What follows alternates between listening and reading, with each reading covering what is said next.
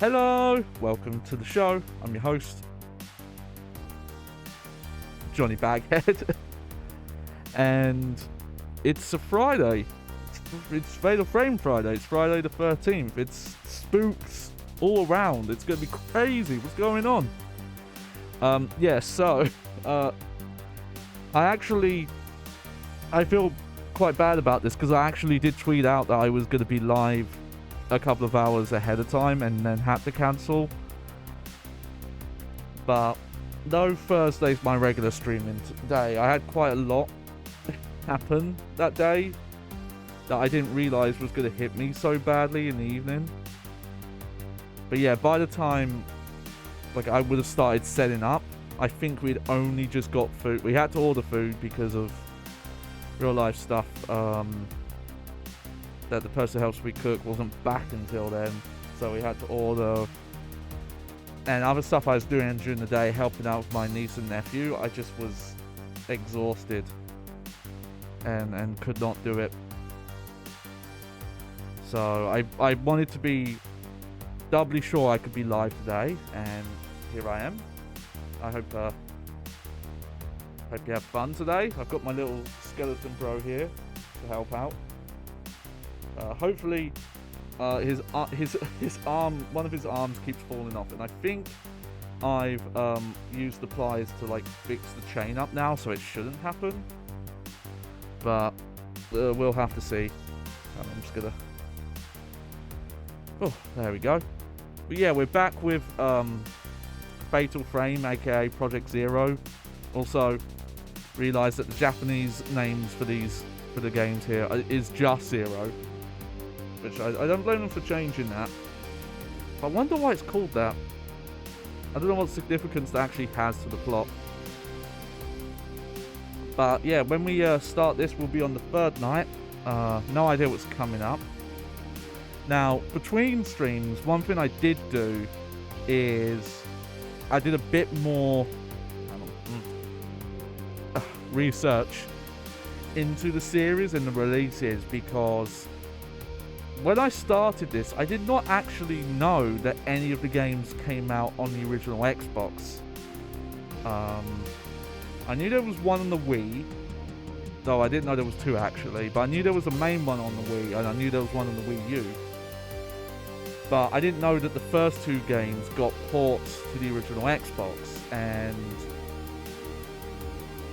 though I need to do a bit more research, see if anyone's done any direct comparison. The main thing seemed to be that the Xbox ports would have some improvement to graphics, but the main thing was extra content, extra difficulty modes, things like that, extra costumes and unlockables. And so that made me start thinking, okay, well, I'm not going to restart this playthrough on Xbox, because I don't have a working Xbox right now. But also, you know, we're halfway through the game, or possibly longer, depending on how much. I think it's 4 nights total, but I don't know how long each night is, you know. But it made me think, well, am I going to use try and get my original Xbox sorted to play the sequel? And I decided that we're going to stick with PlayStation 2, and the reason why is I'm not aware of any fan patches for the Xbox version to use the Japanese audio, and I don't think the Xbox version added dual audio or anything like that. I might be wrong on that, but I couldn't find anything. Any footage I found of playthroughs just shows the, you know, of the Fatal Frame version, just shows the English voiceover, and I kind of like being more authentic, and plus it's cool that I can, with the hardware I have, I can show off, hey, here's an Undub patch running on real hardware. So we're going to stick with PlayStation 2. Maybe years down the line we'll do random one-off streams where we'll dig through what the extra content was and the differences and things like that. But yeah, whenever I do Fatal Frame 2, if that will be this month or if I'll do that another time. Sorry, just getting more comfortable in my chair. But yeah, whenever that happens, that will be the PlayStation 2 version. Which I imagine is probably the version that most people know. But I would love to try those Xbox versions. I probably should have seen that coming, because Tecmo had a really big presence on the original Xbox and even the 360. I think this was back when Itagaki, I think that's his name, was still with them. The guy behind Dead or Alive and Ninja Gaiden. I think specifically not the NES ones, the 3D ones. But his main claim to fame was the Dead or Alive series. And yeah, there were exclusive Dead or Alive games, like multiple on original Xbox. Dead or Alive 3, the Dead or Alive Ultimate like update of 1 and 2 is Xbox exclusive. Ninja Gaiden and Ninja Gaiden Black are Xbox exclusive. I don't know if they had any others. Oh, well, it was the fucking volleyball game, but but there you go. But yeah, we're gonna. There we go. Here we are. Back at it. But we'll join. Where is it? Where's my save file? Here we go. We literally saved in between the like chapter, like the night break. So we'll see how this goes. The Calamity, third night.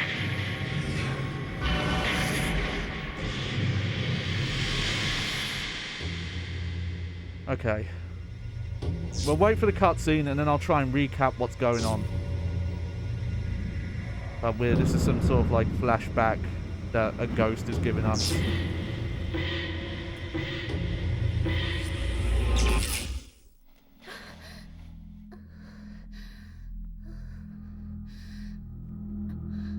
This is pre-rendered, so this might look quite dark, but I think once we get actually into the game, it won't be as bad.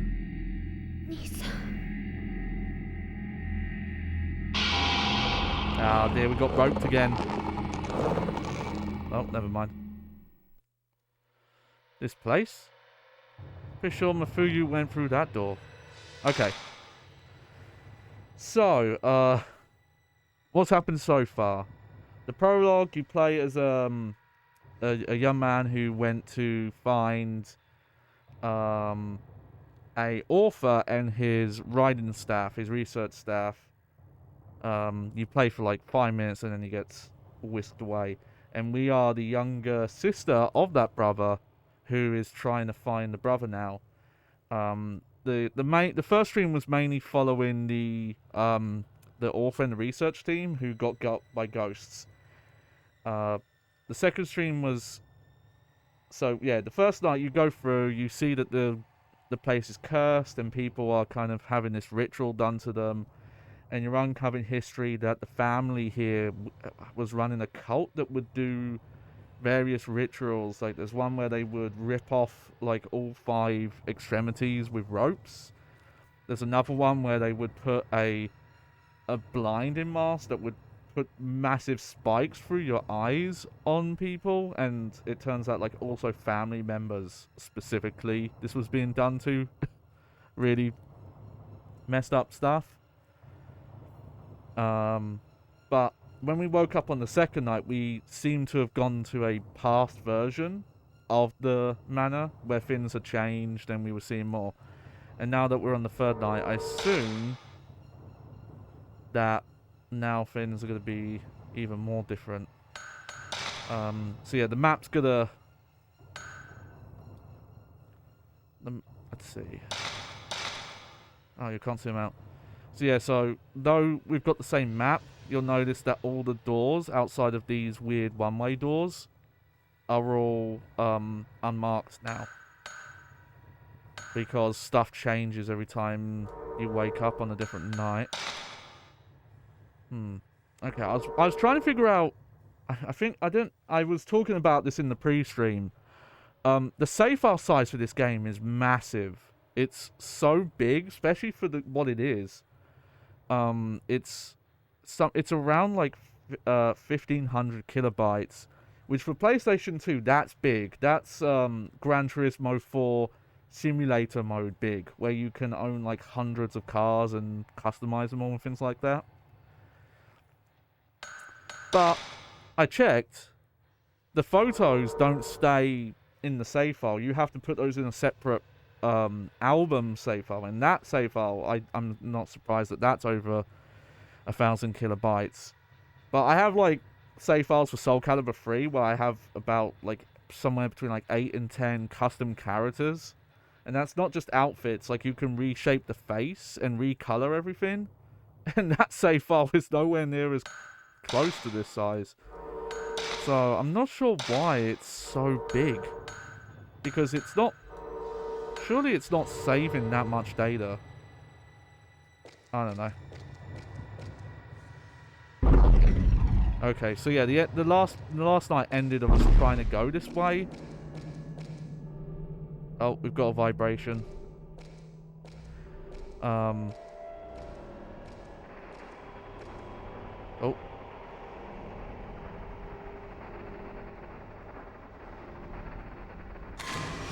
Also, for those just joining, this is the Undub patch. So that restores the Japanese VO, like, you know, original VO. It looks like she's... Oh, nice. Okay, that was really hard to find. But it restores the the original Japanese voice acting. It also restores the original, this model here. If you play either the NTSC or PAL version, this is not the model for the main gal here, who I have forgotten her name. I apologize. But they slightly changed the model, I think maybe to make it look a little less... It was weird. I think they changed her hair color, and then the outfit itself was made to look a little less Japanese. Which is a weird choice, considering the game is set in Japan. Oh, shit. Okay, we gotta change film here.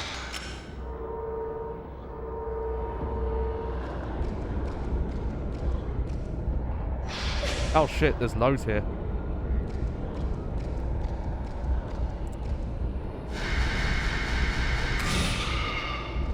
Oh.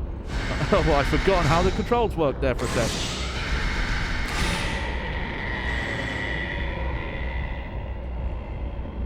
I just remembered.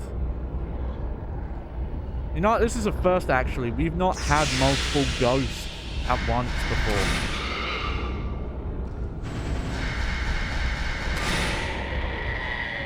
So yeah, they are changing things up.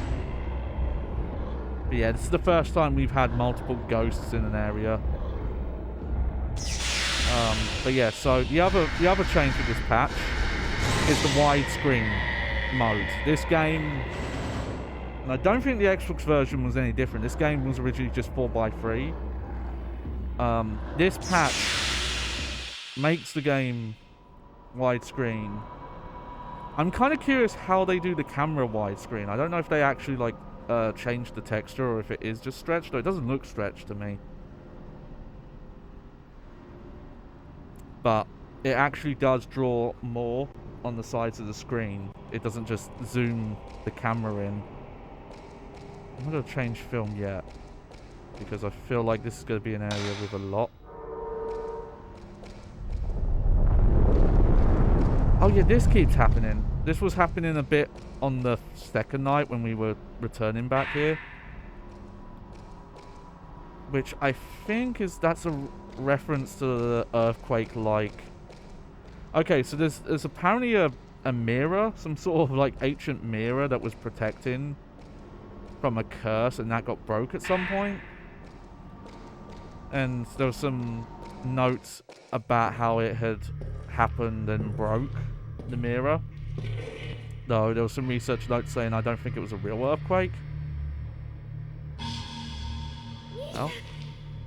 Oh, that's the brother.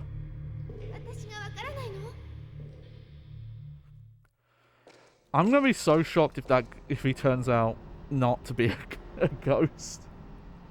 Alright, there's something that looks like a fallen scroll on the fallen rocks. The Calamity.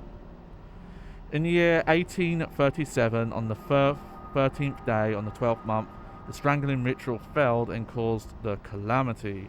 Malice escaped, and 1,347 souls were lost.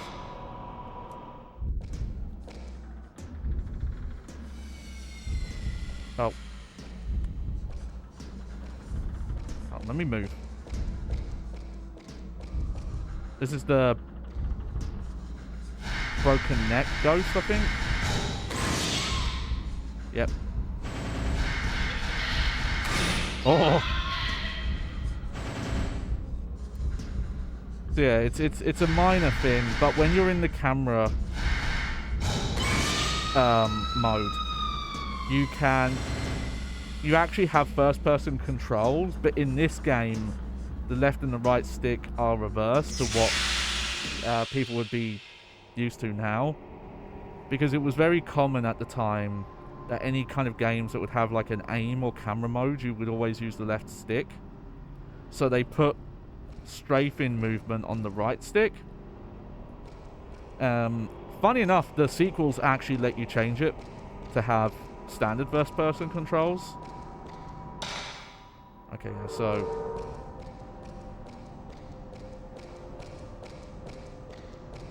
nothing doing here, at least not right now. Actually, let me look at my camera again. Oh, I have a lot of... Still don't know what these do yet.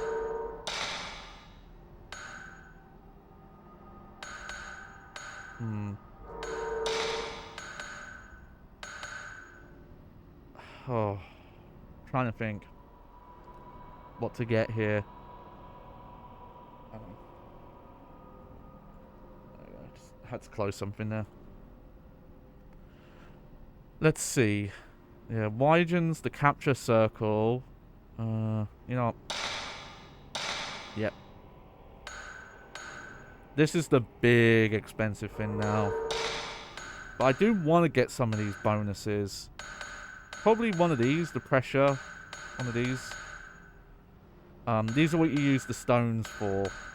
They're like a limited amount you can use. But I think you can only have one equipped at once.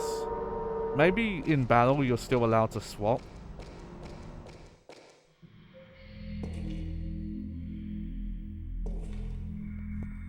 We'll see. Oh, here she is.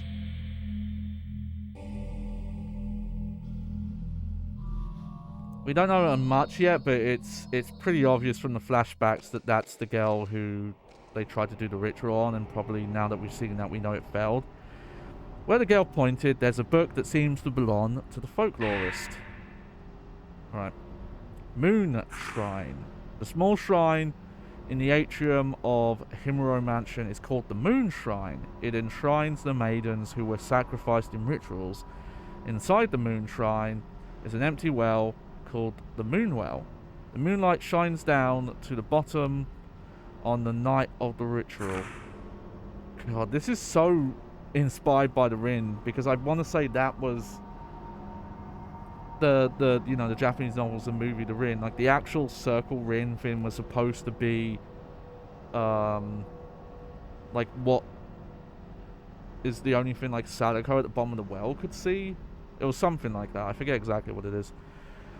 The rope shrine maiden is supposed to purify her body with moonlight at the bottom of the well. The bottom of the well is connected to the basement, and only the maiden uses this path to reach the basement. According to the legend, the first rope maiden was buried in the moon shrine. However, no body or documents were found inside. I wonder where the first rope maiden has been enshrined. Okay. Well, I'm pretty sure that's oh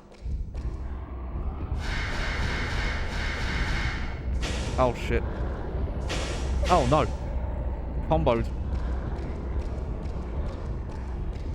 Okay, well this is... Okay, so we can affect multiple of them at once. That's cool. Oh, and we get more points for it as well.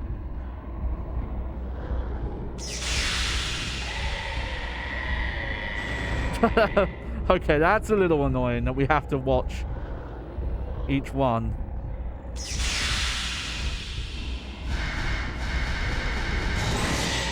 Yeah, take that 0 shot. Okay. I gotta be careful.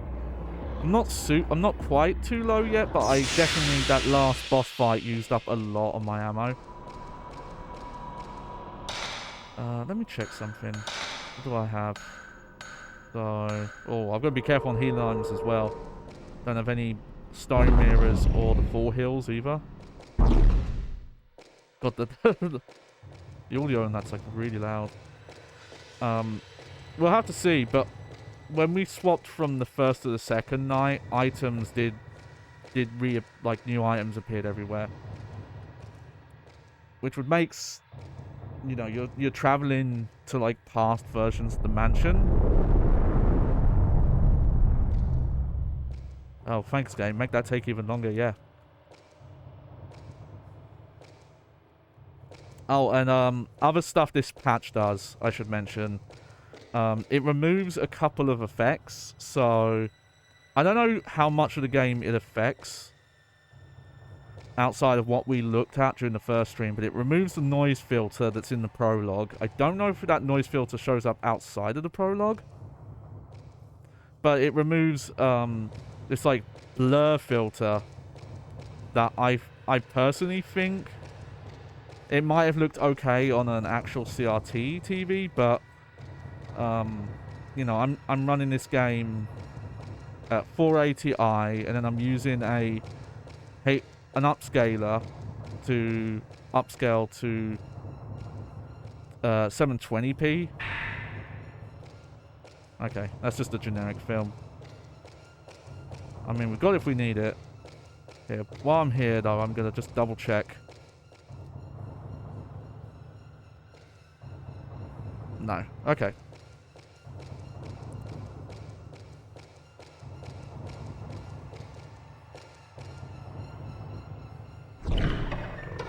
And another, I don't know exactly what the filter is, but some sort of darkness filter apparently has been disabled as well.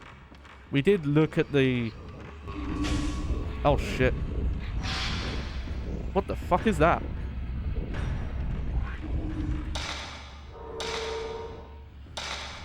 We did look at the standard version to get an idea.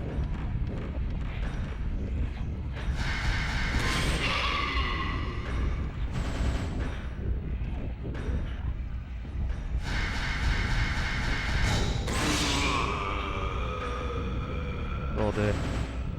Okay, things are definitely getting a lot harder now. Getting a lot of encounters now.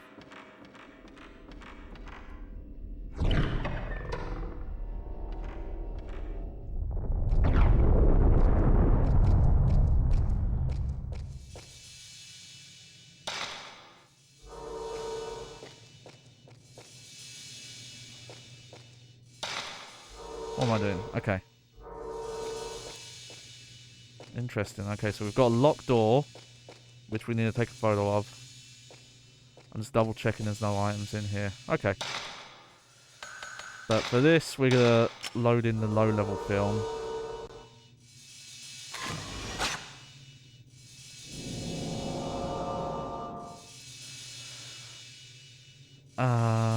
Where is that? That's probably back the way we came. Right?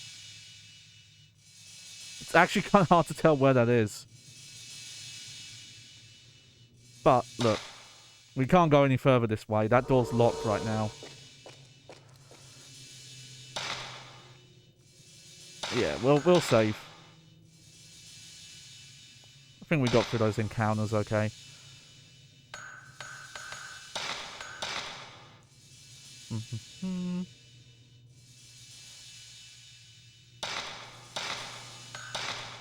Though I've been having a great time with this.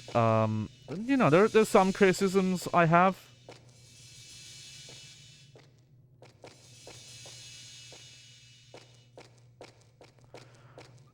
It's very minor. The only real... I will say there's a little bit of this kind of go back and forward stuff.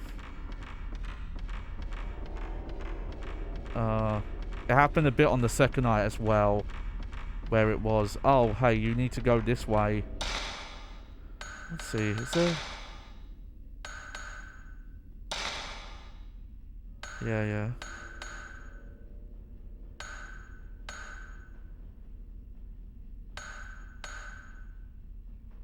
God, look at that picture. People killed. Broken neck. And mainly, this is where you find out, like, the names of the ghosts. Okay, yeah, we do have to go. Looking at these photos, that looks like... Huh, weird. No, don't protect it. Okay, maybe if you hit protect and you don't move the I don't know. I was still trying to figure out why the save files are so big. Maybe, like, it temporarily keeps the...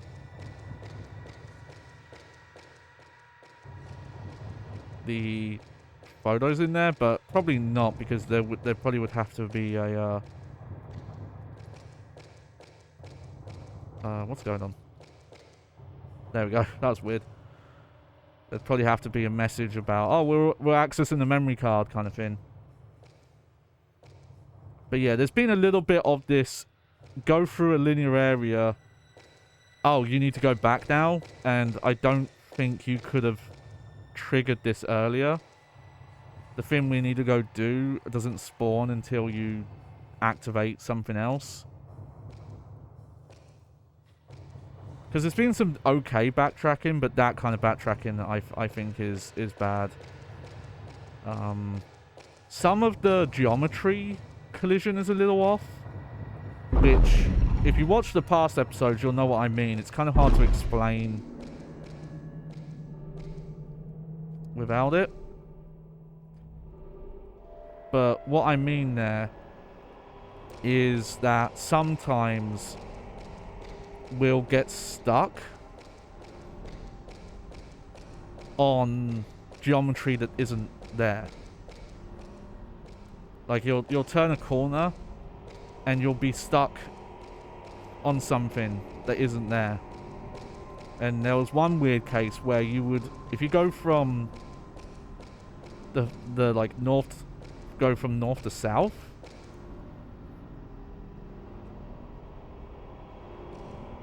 oh, maybe I'm wrong. Maybe this isn't where it was. Let me just double check, because normally when you have to do these photo modes, as you go through, you'll get... Oh shit.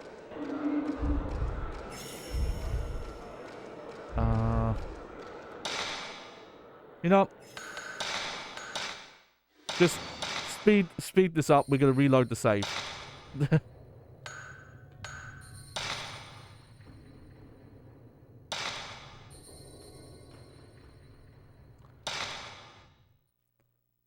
But yeah, it's a minor issue, and it's not a specific issue with the controls or anything, because it would happen regardless of what control mode you pick.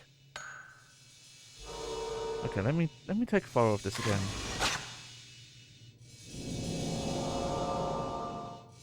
Some other place shows in the photo. Where is that?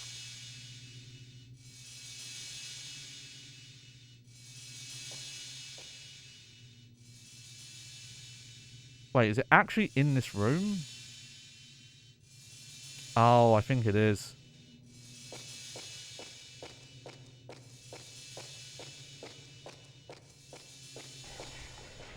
Oh, it is. I'm an idiot.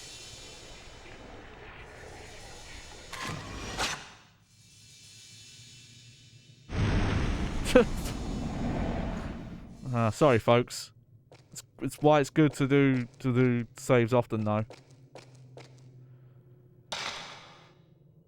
And the last one, and from what I've been told, this unfortunately does not get fixed, is for some reason you cannot backwards strafe in this. You cannot walk backwards in this game in the third person mode. You can only do it while you've got the camera out, like this. If you try and do it here, you just 180 and walk on the spot. It's very strange. And it would help sometimes for picking up items. Okay, well, we've got 2 doors, but let's go this way first. Ah. Wow, that they did not give you a lot of time on that one.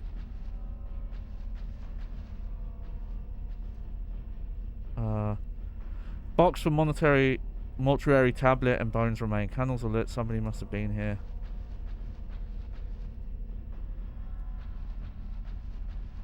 Well, that's a good sign. That usually means this is the way to go.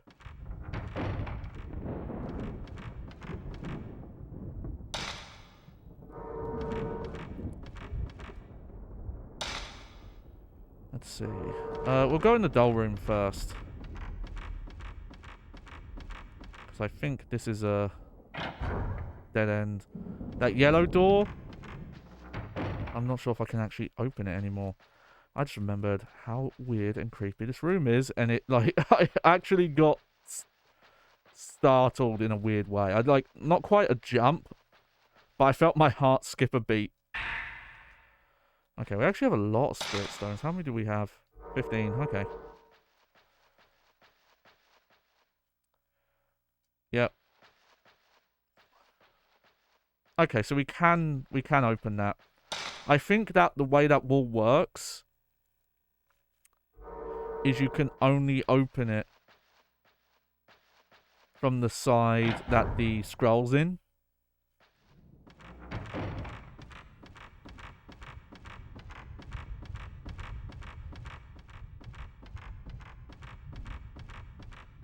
Okay, you know, we'll look this way first. Because... oh dear. Thunder and lightning. Very, very frightening.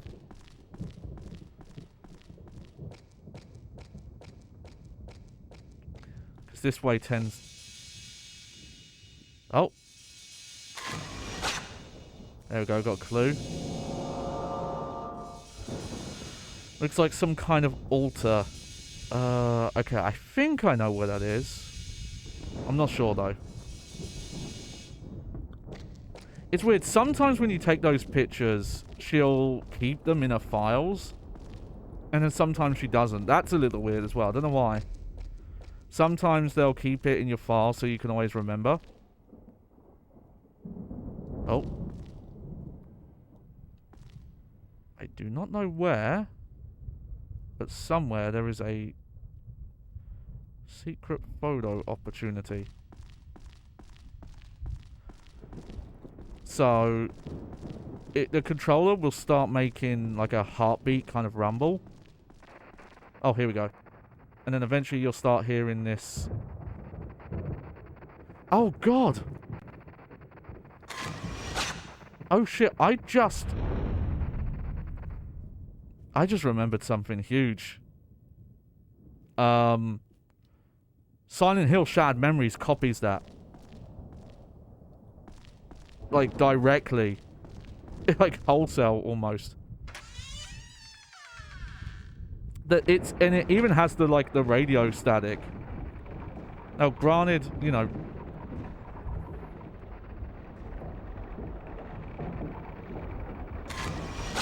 Silent Hill... was doing the radio static stuff beforehand. But this specific mechanic of, oh, you'd go in the rooms and you'd have to point your camera or your flashlight at an area by, like, looking around and sensing it by, like, rumble and sound cues. Holy shit, they just took it wholesale. My friend, actually, she's my mod, but she's not here right now. She's been watching someone play through Silent Hill Shattered Memories Not Shattered Memories. No, that's a lie. They've been playing Homecoming. That was it. And... Okay, Homecoming's probably the one that's the... Like, if there was any sort of majority opinion on Silent Hill, that's probably the one that most people would say was the worst. And I used to think that way, but the more I dwell on Downpour, and I think Downpour's gotten worse with age, the more I actually can't decide, because though Downpour does some things better than Homecoming, it also does things worse than Homecoming. It's probably more of a mixed bag, whereas Homecoming is just kind of abysmal all around. But I think where Downpour does things far worse than Homecoming does. It's weird. It's a weird balancing act where I think Homecoming has a more... Oh, shit. Oh, okay. These are like homing attacks now. Hang on. Oh, shit. Okay.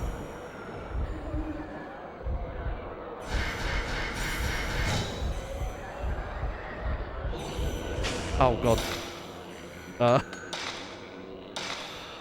Okay, I'm doing really bad on healing items now.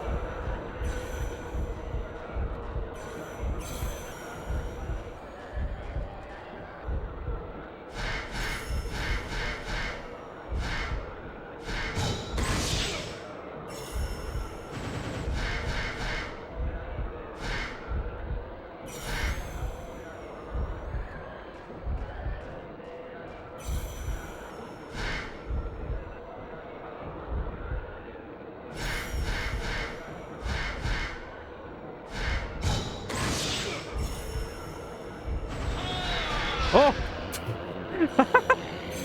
Sorry, folks. Holy shit, this guy does a lot of damage. Nope, nope. Oh, shit, this is my last healing item. I didn't really have a choice, did I?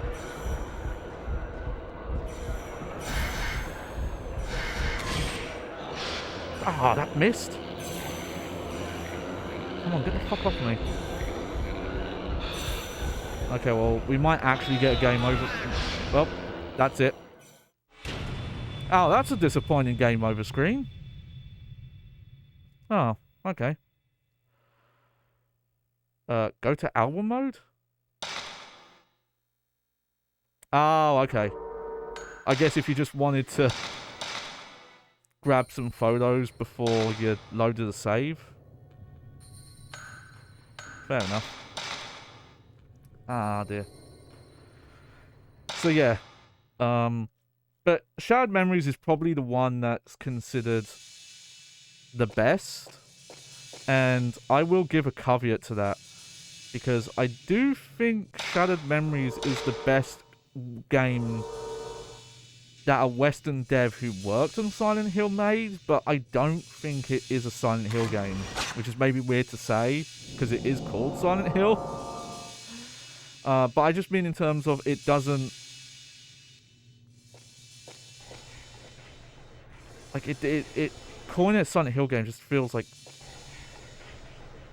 factually wrong to me.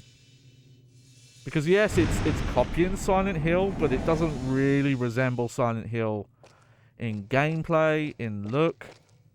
Pretty much the only way it resembles Silent Hill is in how it copies from Silent Hill 2, primarily. But playing this game now, like, the more I think about it, the more that I think Shattered Memories was copying Fatal Frame, now that I think about it. Like, because it has the photo mechanic. It's not used for combat. But it has the photo mechanic, the kind of, like, searching for stuff mechanic. I can't remember. Was there anything in this room?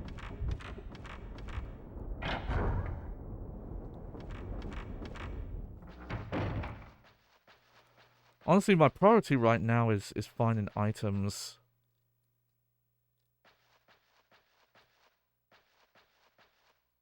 Here, we'll go in this way this time. Okay, there's definitely items in here.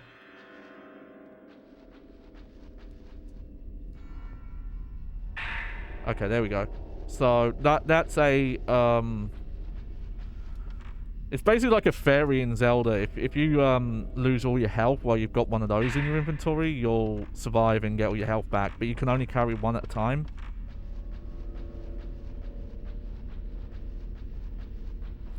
But yeah, like I said, I know someone who's been watching someone playing Homecoming and see them experience all that mess.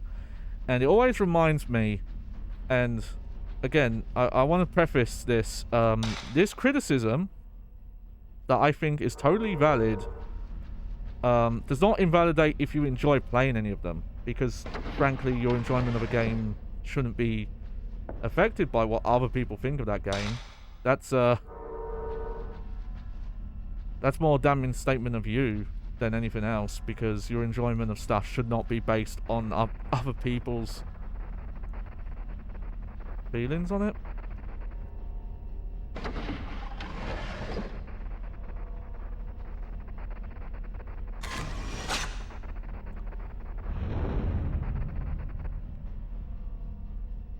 Okay, that was one of the research assistances guys, I think. I'm not quite sure what those do, getting those like optional pictures. Let's see.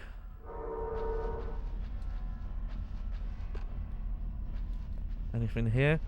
But talking about shared memories and Homecoming and just the others in general, and realizing that there are mechanics from this game that Shared Memories was copying. My biggest issue with the Western Silent Hill games, outside of how they either contrast or contradict the originals, oh shit, not this guy.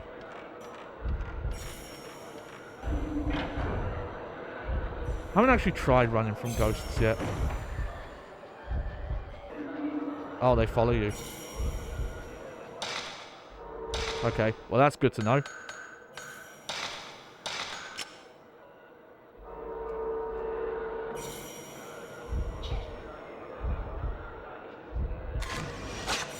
Okay, you can nullify those. That's interesting. Where is he though?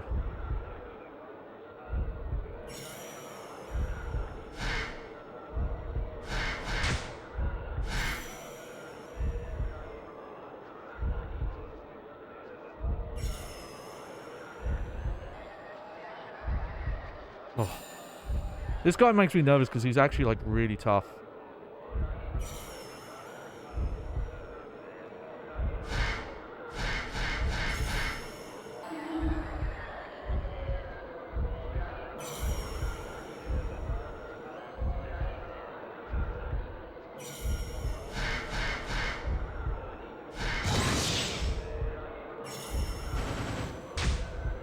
Ah, oh, why doesn't that not work?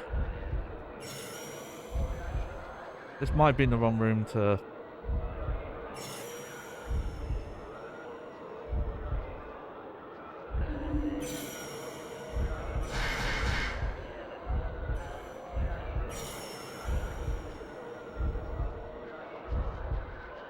Trying to figure out where he is with the stereo.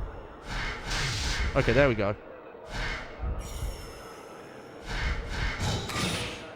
Oh.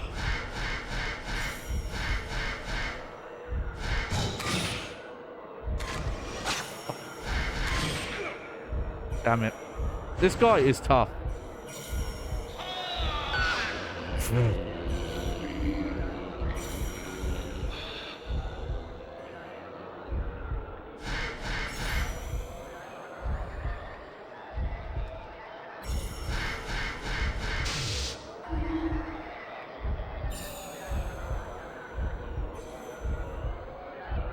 Wait, what the fuck?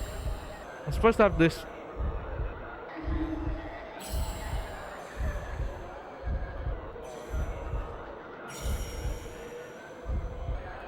Okay, maybe try different rooms. Okay. Okay, well, he has stopped following me. I'm not like that guy. That guy is rough to fight. And my, I wasted some resources there as well. Oh, hey. I just realised there's an... Oh, shit. No, he is following me.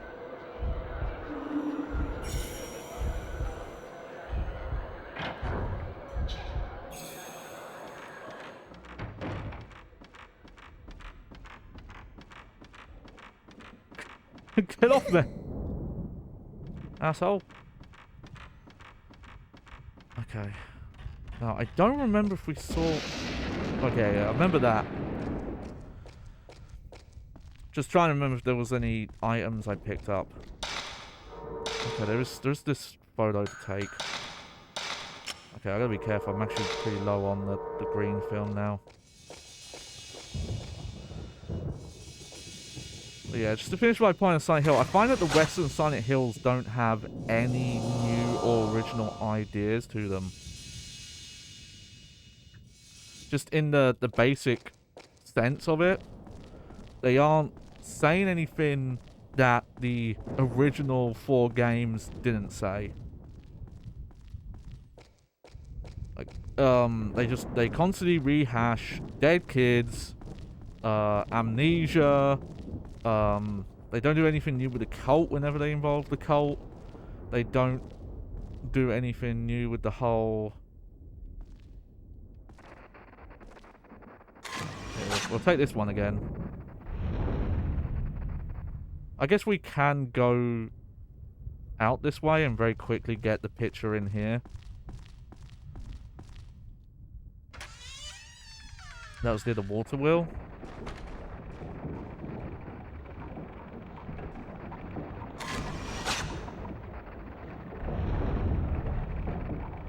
There we go. But yeah, I don't think there was any items out here.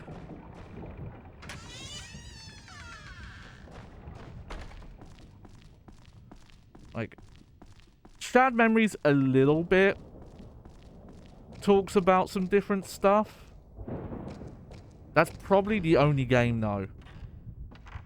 And even then it's still kind of not... Oh, asshole. Making that loud jump scare noise at me.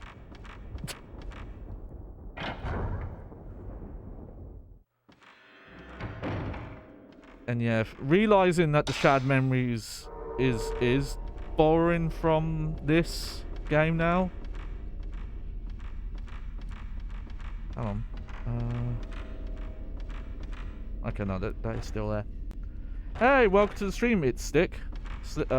No, Slick, sorry. You're not Stick. Why did I say that?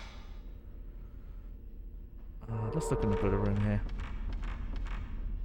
Welcome. This is my first time through Fatal Frame 1. Any of the Fatal Frame games, actually.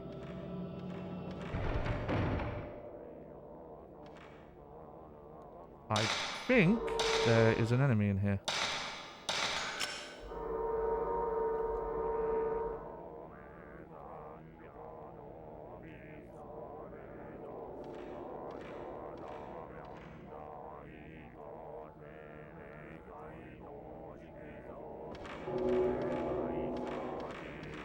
Maybe not, but I am not a fan of that noise.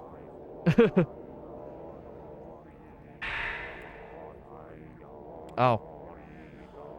Ritual rope. There are 4 of them all together. Maybe they're used for some ritual. There's an old scroll at the top of the staircase. Okay, document on binding. It's okay, maybe mispronouncing them. Hey, I've been there. There's a previous moniker I used to go by online, and I don't think I ever found anyone who pronounced it how I thought it was supposed to be pronounced. So, you know, went with something simple now.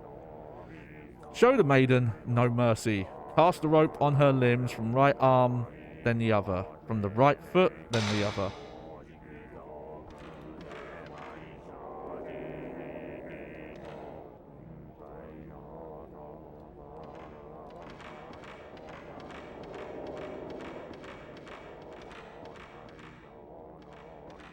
Just giving this place a look around because I need to find more healing items.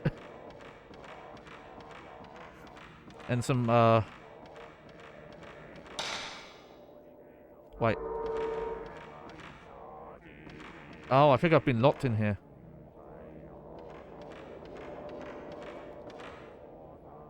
Oh, okay. Okay, let me check the file again, but I think I understand what I've got to do here. Yeah, cast a rope on her limbs from right arm than the other. Okay.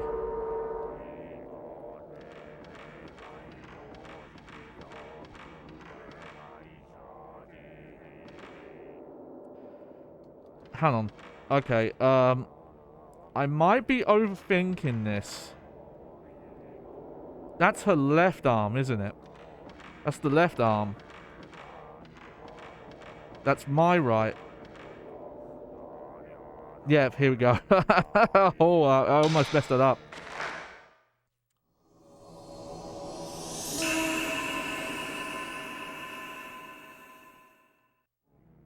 Cool. Yeah, stage left.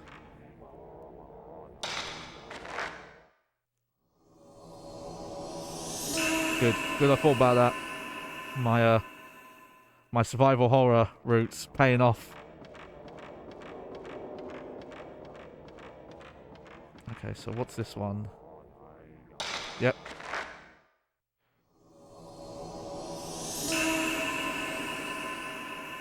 Ugh.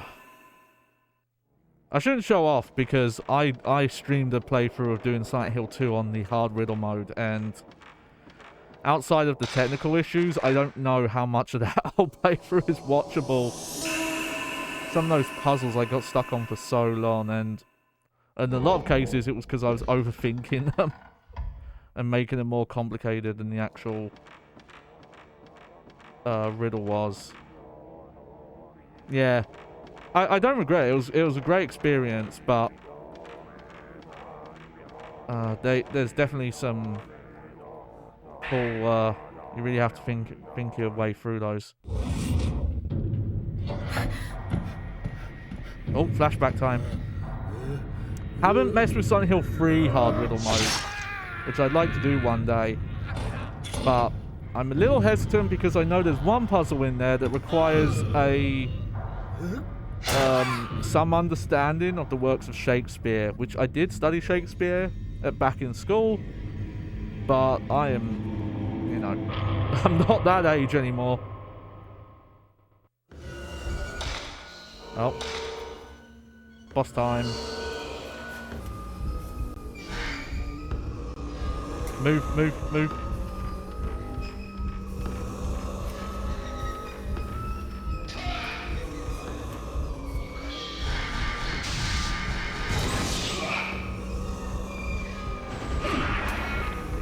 Oh shit.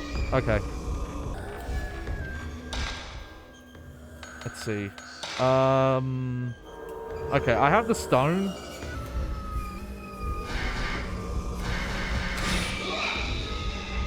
So I should probably save healing items until I use the stone up.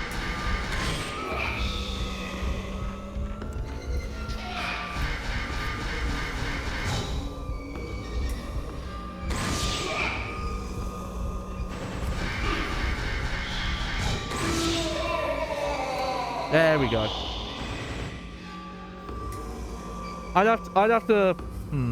One day. I'll definitely do it one day. I'm just. That's the one thing I know about Silent Hill 3's riddle mode. Hard riddle mode is the. It's some point I remembered what the start of the riddle was. It's something like doth lay here a tragedy or something like that. It's been a long time since I saw it.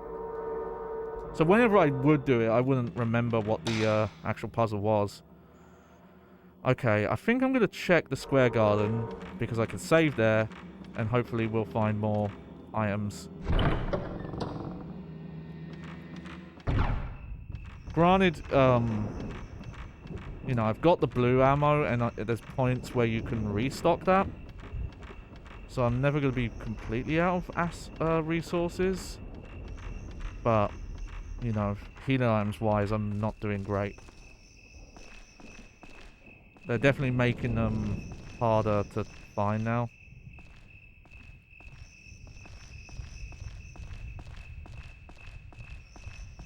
No, doesn't look like there's any here. I'm gonna save though, just to play it safe. Whew. Now a lot of the ghost encounters are getting scary just because they're so much stronger, and they're also doing like very... The zero shot counters are a lot harder to get now because they're speeding up to do those attacks. I'm assuming these yellow doors are not going to open, but they're not going to have the masks anymore, but maybe I'm wrong. Oh god, not this fucking guy again.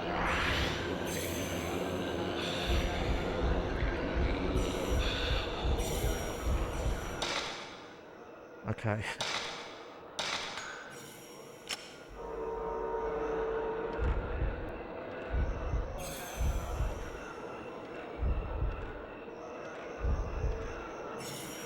Oh no, the masks are there.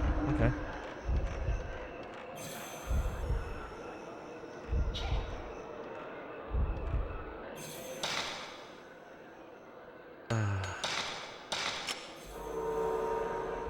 Okay, yeah. No, I was gonna do that quick enough.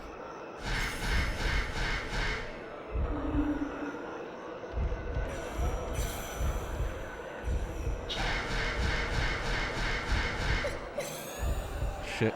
Okay.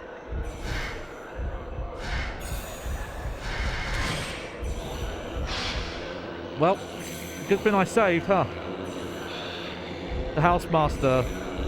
Yeah. This guy, though, actually seems like more trouble, though. I don't know why, I'm having more trouble with him.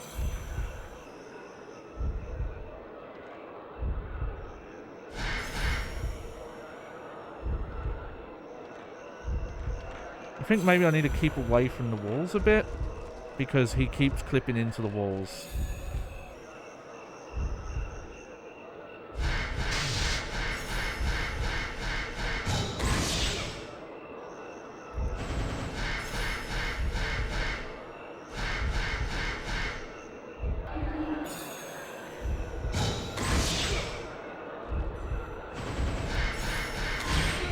Yeah. Stopped you that time, didn't I? Oh, that was weird.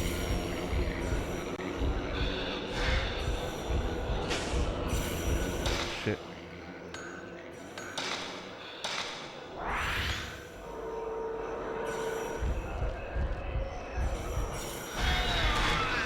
Oh, that didn't count. Damn it.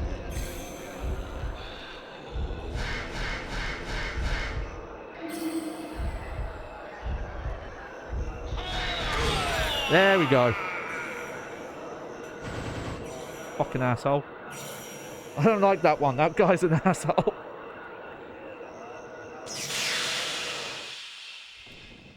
Oh. Okay. Well.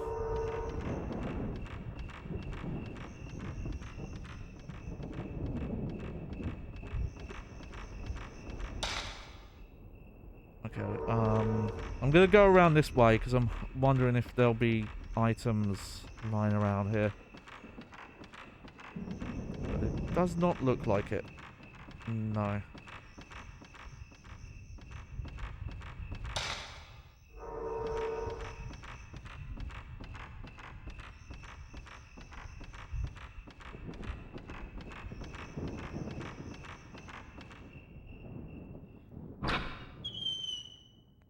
Okay, well, we can't take... Okay, so that's a good sign. You can't take the masks off. Oh, here we go. Oh, okay, that's good. Because I was about to run out of that.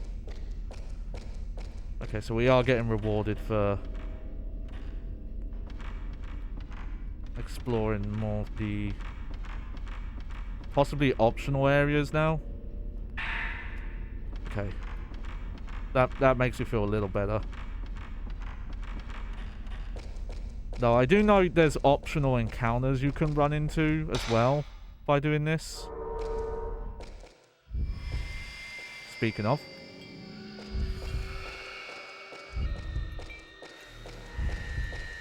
Which I'm going to try and just keep away for now.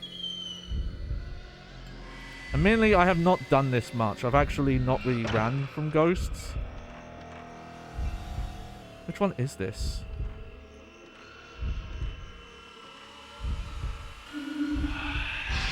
Oh, whoever it... Oh, it's this one. Well...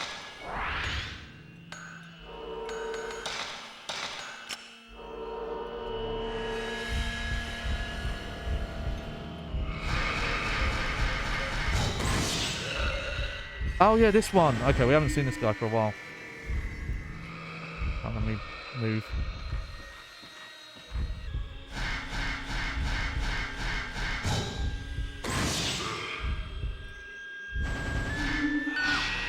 Shit.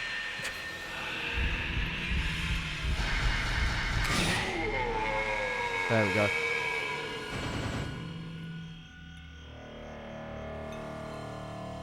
I'm probably going to use this save again after that. Well, hey, we have a lot. We don't have enough of that yet. I'm trying to think if I want any more of these bonus functions, though. Oh, you know what? Slow, probably.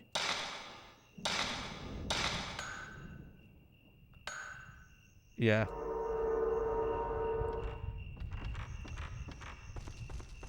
Because that's what's been tripping me up with some of these. Okay, well, we'll rotate the save here. Just in case I regret that upgrade.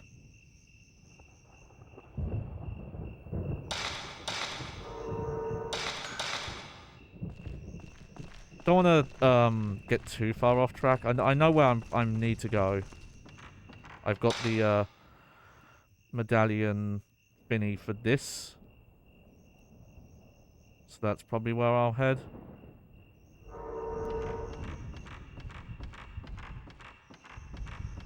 So, trying to remember where the nearest save point is to there. Whatever. It'll be fine. It'll be fine. What's the quickest way back? Oh, they're both about the same. We'll go this way, though.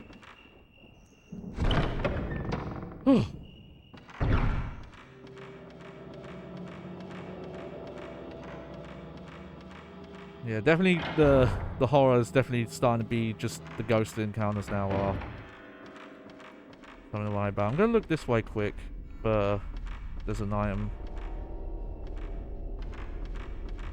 No, okay. Well, I'm not gonna go all the way this way yet.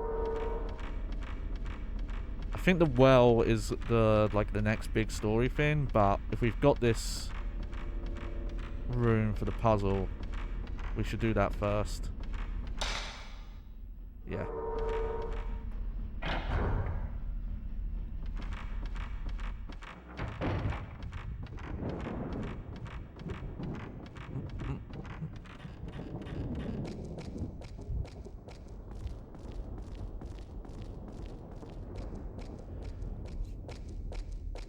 Okay, how's this gonna be for a puzzle? I imagine this is gonna be... Oh no, this one doesn't look too bad. Okay.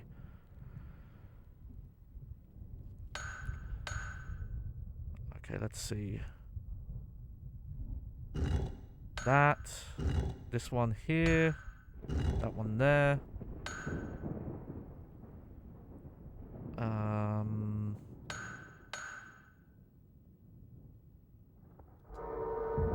No, I think I've done this in the wrong order. Hang on. Okay.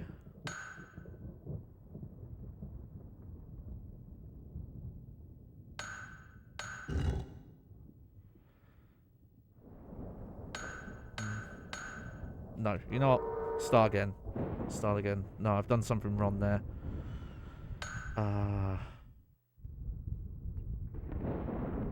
Start with that. Okay. And then here. And then you.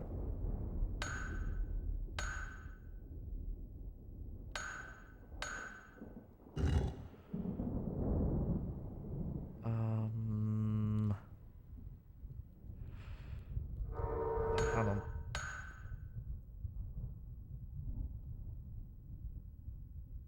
Oh, this is a tricky one. Gonna probably give this one a couple of tries. Okay.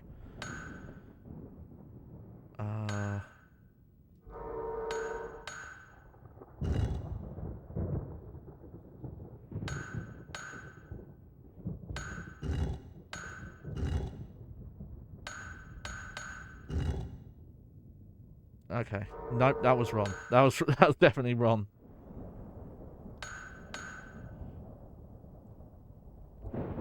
Okay. I definitely have to get this one moved because it has to either be there or there. Let me try moving that one first. No.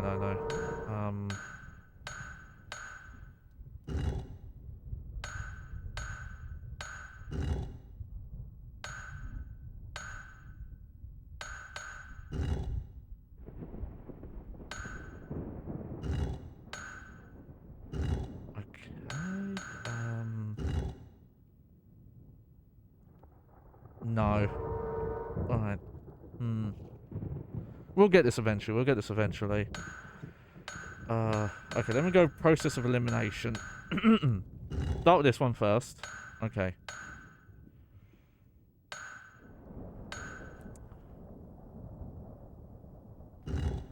Move that there. Move that there.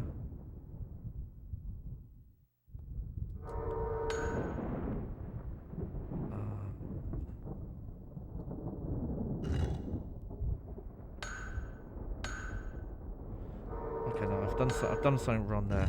Let me just try something slightly different now.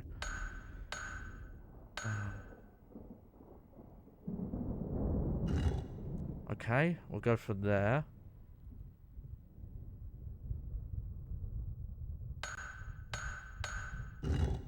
That one.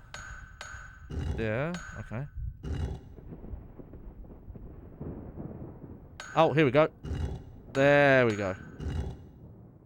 I like these puzzles. They are actually really fun. Don't mind that they've done it a couple of times. It's worked.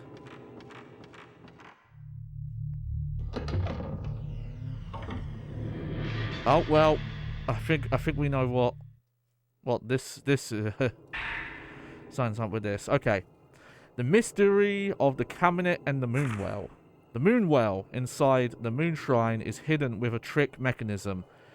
The cabinet moves and opens up the entrance to the moon well when a certain routine has been performed. Okay, so the well they're talking about is a different one, but I have no idea how this is done. There is only a vague description of a trick device. Quote, acquire the symbols from the 4 rope pillars and show the Himuro family master seal. This must mean that opening the door requires the symbols carried by the 4 priests participating in the ceremony and the Himuro family member's seal. However, now that the family has ceased to exist, there is no way of knowing how to acquire either the symbols of the seal.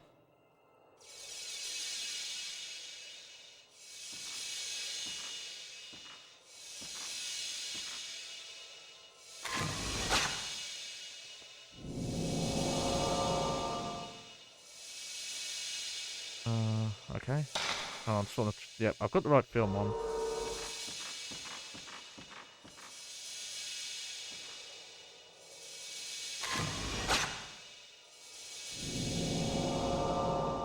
Oh, okay. We've got to go on like a scavenger hunt. Got to go on like a Metroid Prime 2 scavenger hunt.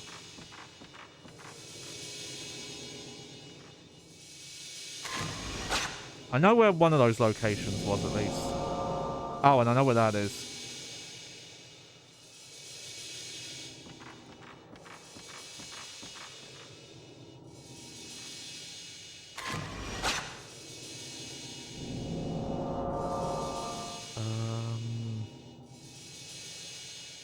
Okay, I think I know what that is.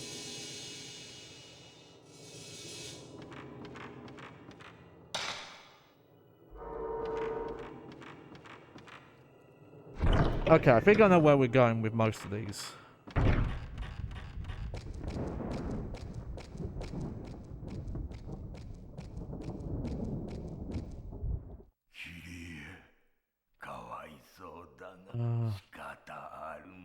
Pilie, poor girl. It's too bad, but it must be sealed.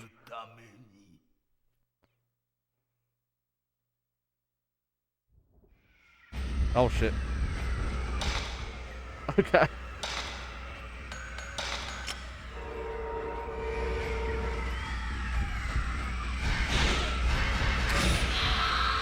Whoa, he went all purple.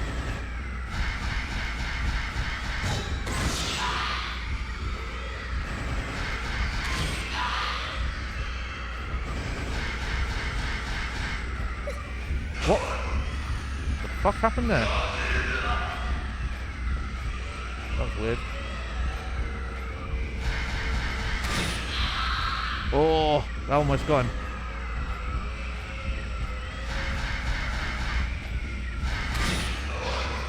What? How did that not count?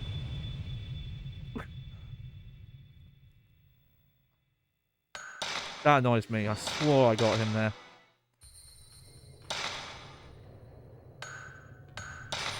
Okay, well, we've got some backtracking to do, but that won't take too long. We can skip some cutscenes at least.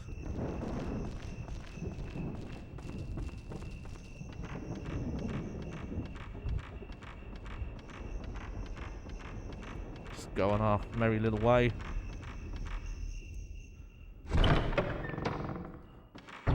Mana.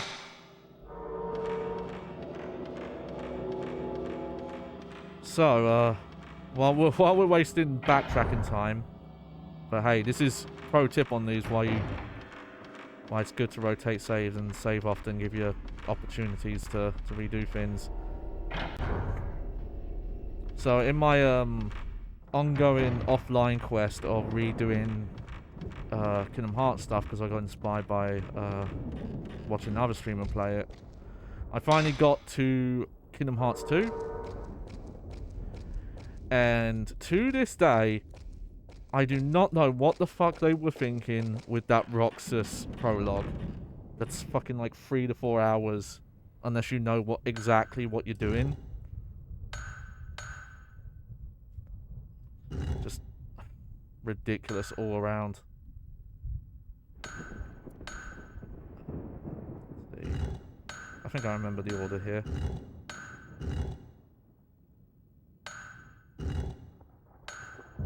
Yep. Oh, what? Oh, guess I was not paying attention. What did I do wrong? That one there, yeah. Okay. Do that. Then this. And that. Oh, here we go. I was not paying very good attention. It's just such a bizarre way to open up a game, and it like makes sense if you've fucking played and beat the game and the fucking DS game that came out years afterwards. But it's weird as well because they want you to feel certain things about Roxas. But in the context of the player, I feel like players would just dislike him because all he does is he's, okay, I'm fucking around with these other people who are all new characters. They don't seem to have any significance to the story outside of seeing Axel again, which if you hadn't played Chains of Memories, you wouldn't know who the fuck he is. Same with Diz. Diz guy. Who's this guy? And having to do shit like grind those mini games to earn money, and it's just, oh yeah, he's just dreaming about Sora. But it really comes off as just like this part is just preventing you from getting back to the part you care about. And I don't think that was the emotion they, you know, they wanted to instill. And it reminds me, I don't know how well it holds up. I'd have to look at the language of it. But it always reminds me of, I forget where it's from exactly. But I don't know if he's still active. There was a rapper slash stand-up comedian called MC Chris. And sometime around like 2004, 2005, he was a guest on some like GameSpot or IGN or something. They were doing some sort of like live event. And he had this on-stage kind of like comedy rant about get his friends wanting him to get into Kingdom Hearts and recommending him to play Kingdom Hearts 2, and his experience of trying to get into Kingdom Hearts, and that fucking slow ass opening where nothing happens for like hours, and then he starts talking about playing Resident Evil 4 and the fucking pace of it. The opening is paced like so good.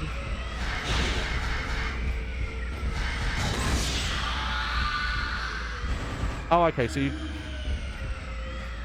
definitely can't have two abilities on at once. Oh, that wasn't a zero shot? Well, you're dead now. Oh wait, no, you already are dead. Never mind. But yeah, that rant still, like, at least, you know, the point being made. Oh god. Well, great. Please tell me. Nope.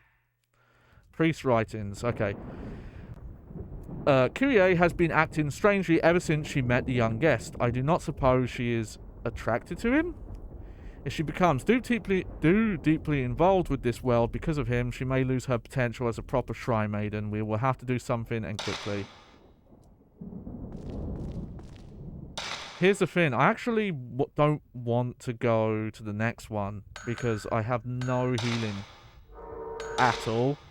I don't have a stone mirror. I don't have any healing items. So I think I need to do some exploration and try and find some stuff. But it reminds me of, you know, because it's something like in the first like 10-15 minutes of Resident Evil, you get to the village. The little village encounter where you have to survive for a certain amount of time, and you know, like you run upstairs and there's a shotgun, and the quote always meant from Chris is like, you don't have to reload it, bitch, we reloaded that shit for you. And yeah, it's like, yeah, the pacing matters, and you know, at the end of the day, like, video games are meant to be fun, and you have to, even if you wanted to like make some sort of point about, oh, you're playing as this character who's doing this downtime thing, like, you still have to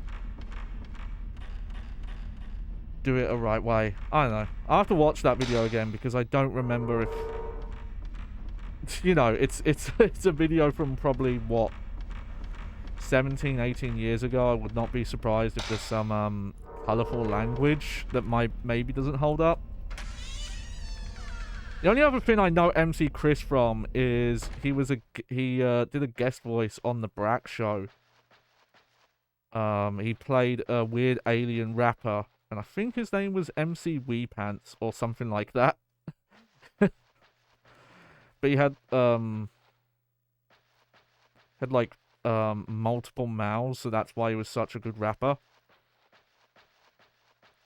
And then Brack's dad wins the rap by scatting and moving his eyebrows around. God, that show's so dumb. Oh, trip down memory lane. Okay, well, okay, I don't think we'll want to look at that old save at this point. But if I have to, I've got some saves I can go back to there for supply. If I want to try that again.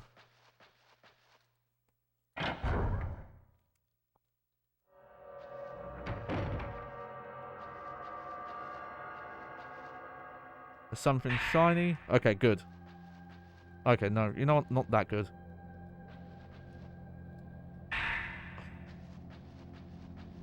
It's like the one item. Great. It's the one item I actually don't care that much about.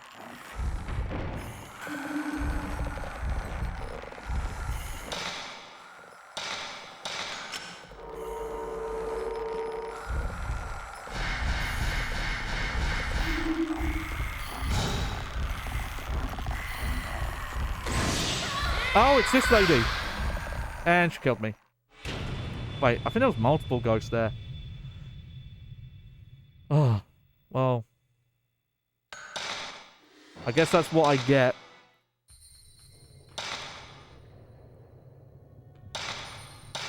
Yeah, good thing we saved though, huh?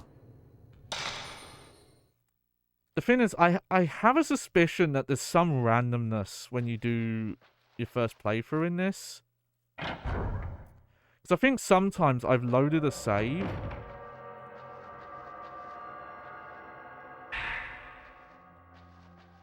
and gone back to an area and not actually had an encounter that I had before.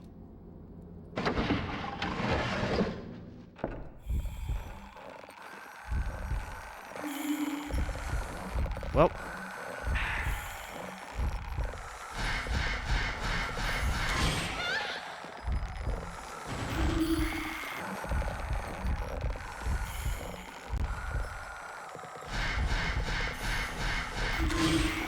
Oh.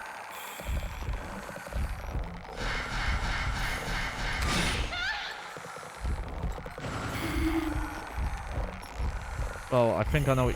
Oh, I know what I did wrong. I was getting chased by like multiple ghosts there. She's not actually that bad. She just teleports. RP teleports behind you. Okay, well, we got a little bit of healing. I won't use it yet, though. If I can find a stone mirror.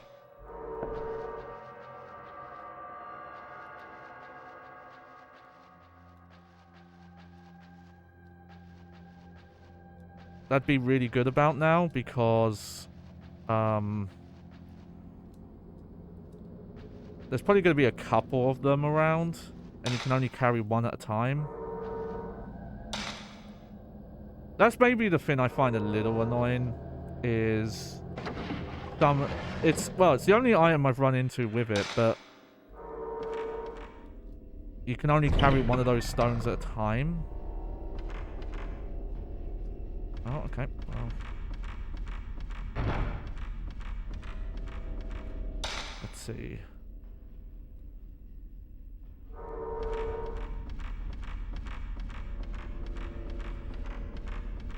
Now I'm more tense because I'm worried that I'm going to run into another, like, really powerful ghost and then have to deal with that.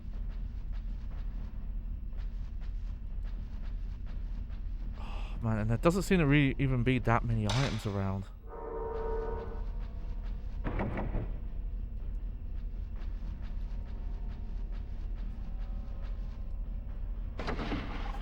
But I really don't want to get into any more of those main encounters until I have at least the stone mirror to tank a death.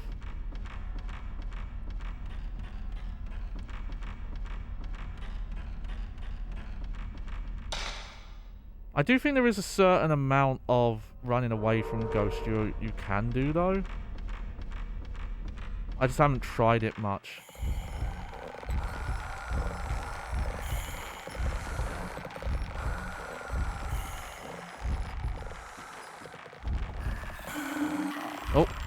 Nope.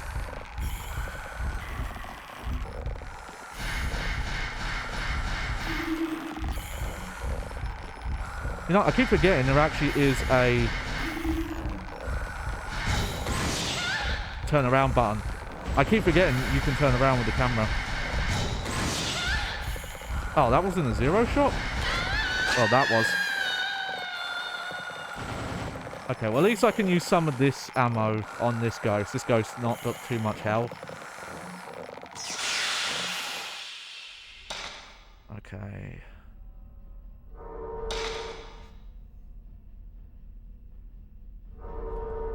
I think at this point I'm just going to save my points to get the charge.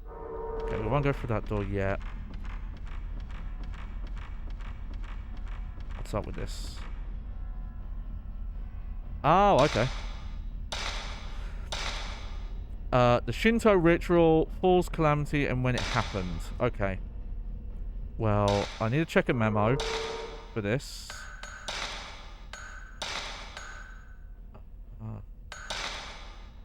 No, it wasn't this one. It was this one. And also, hang on. I need to grab my phone because my phone has the translation for the numbers. Here we go. Put it down for a sec. Okay, hang on. Let me read the exact writing for this because there's a couple of numbers here. Okay. Falls and when it happens.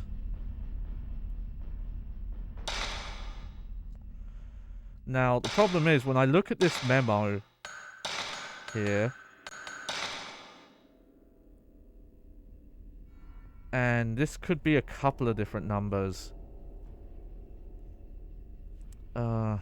So I think it's either 1837 or it's 1312. So let's try 1837 first. Hang on. Look at this a bit closer. Okay. The first one is that. Yep. 8 is... No, not that one. Yeah, 18.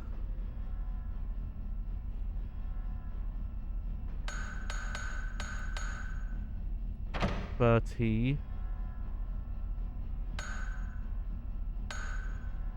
not that one.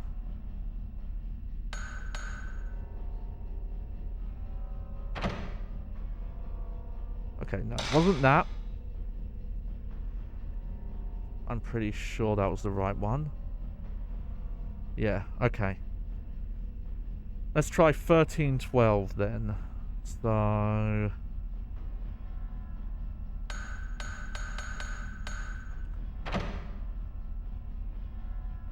Yep.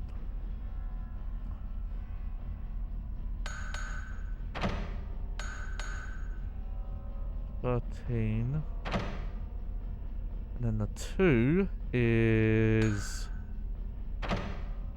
There we go. This has happened a couple times that this room has had optional puzzle on it. Which makes me think that there's extra items in here, maybe?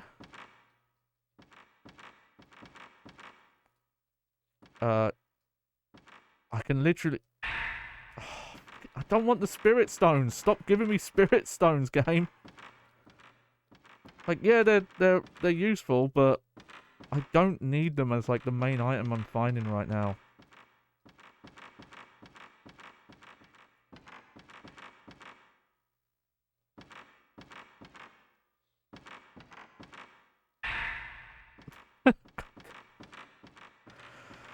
Oh.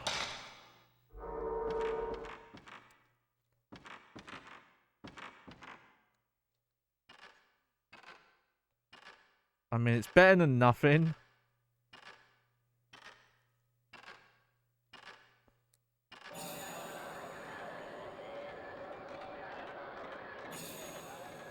Well, that's not.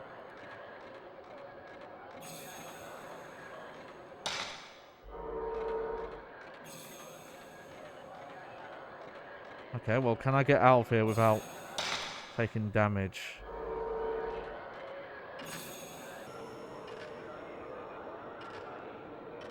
That's a messed up encounter to put on me.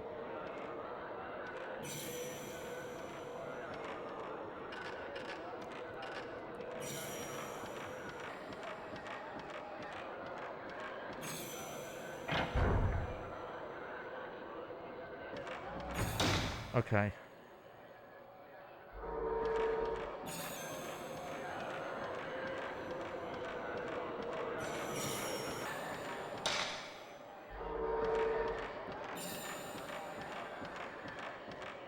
Let's see.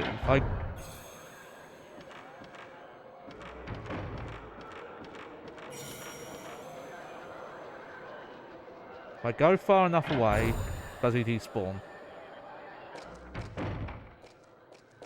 Maybe. Let's... I don't think I have a choice here. I think I need a safety save just to make sure I don't lose any progress.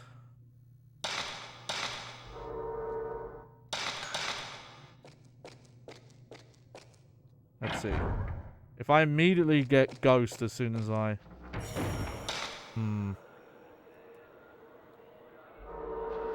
Okay, well...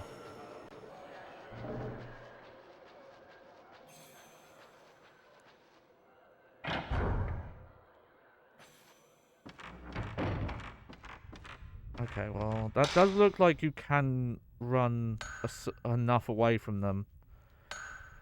Actually, outside of this area, I actually have gone to most, and this bit, I have actually gone to most of the areas now.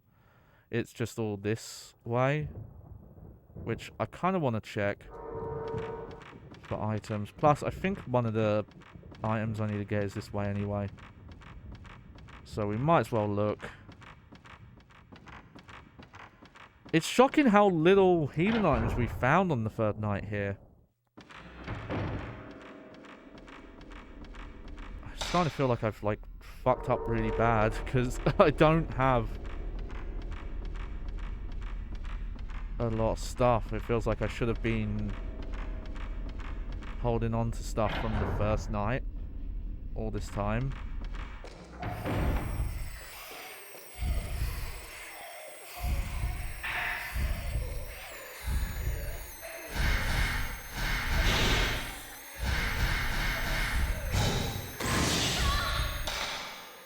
And it's this ghost as well. Okay, I'm gonna heal. It's this pretty ghost that I tried to look up lore about, and they actually don't know much about her, so...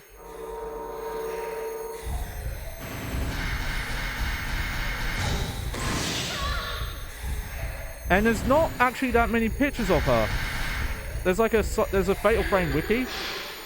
Come on, how did you even grab me?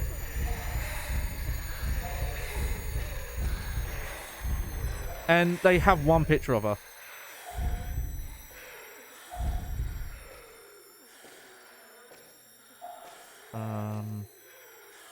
Where are you?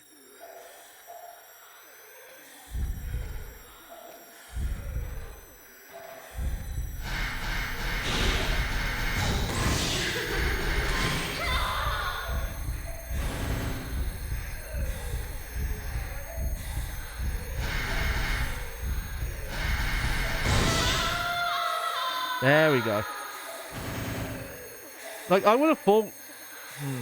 maybe I just had too much hope in a fan wiki there. But, like, I couldn't find, say, pictures where they'd ripped the models out or got, like, pictures of the various rooms you can encounter her in.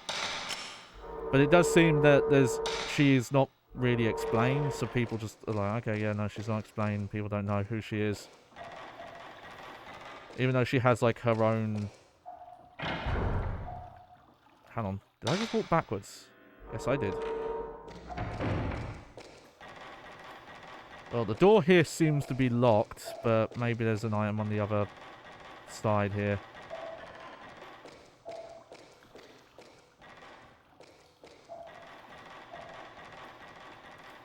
Or at the very least, is there going to be a...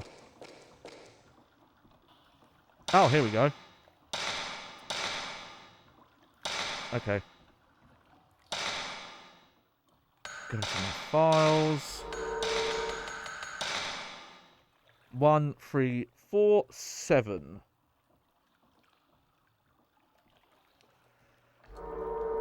Okay. I can do this one. Okay.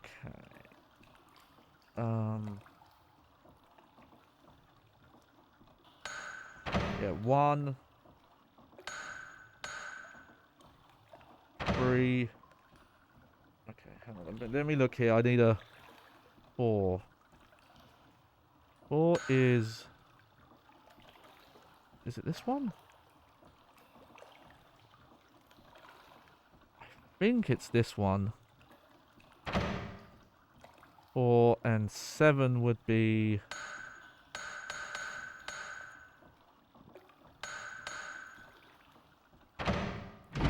There we go. The memo that explains this, the resolution for the drawn characters is kind of low. So they do look slightly different than the actual... characters in some places.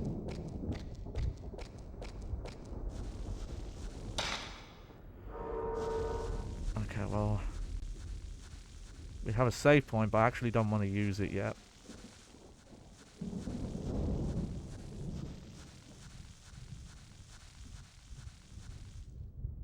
Yep. Oh. Oh, I missed what that said because I was mashing the button too much, but...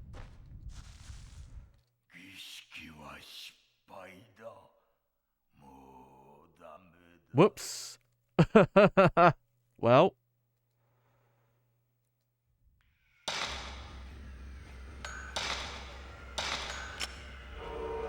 Okay.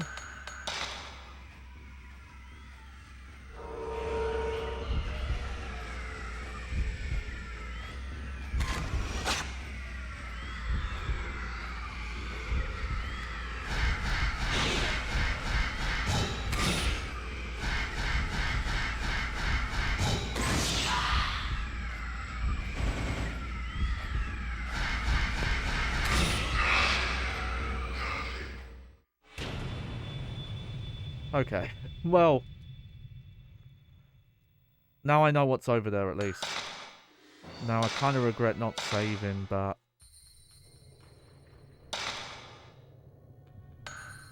Maybe I can save myself and just not do the optional encounter there.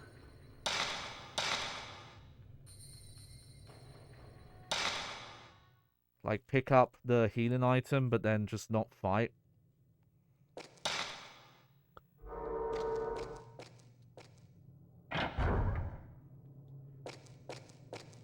We didn't actually go...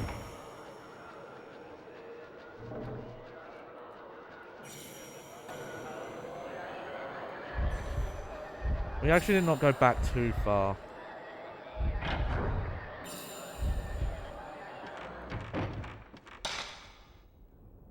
Yeah. Okay.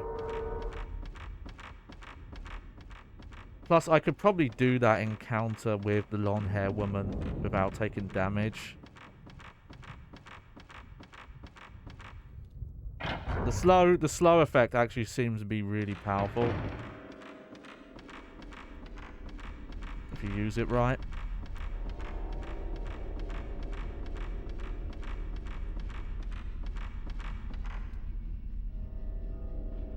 Yo, welcome. Welcome, Perfect One Up. Oh my god, you are still streaming. Yep. I don't know what that's a reference to, but definitely, yep.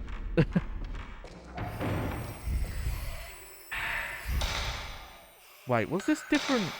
Was this a different item last time? No, I guess it wasn't. Oh! Ah, that's why. Well, welcome to the stream.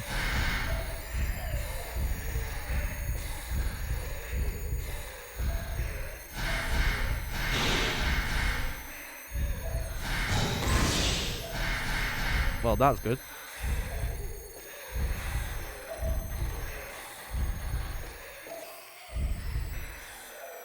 Yeah, a bit.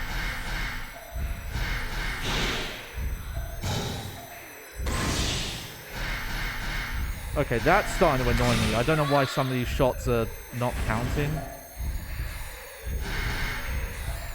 Okay, move, move, move, move.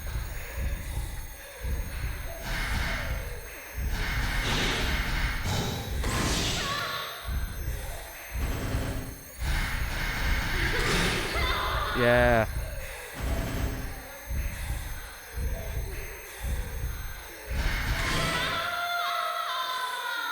Yeah. Admittedly, on Tuesday, I started a little earlier than I normally do.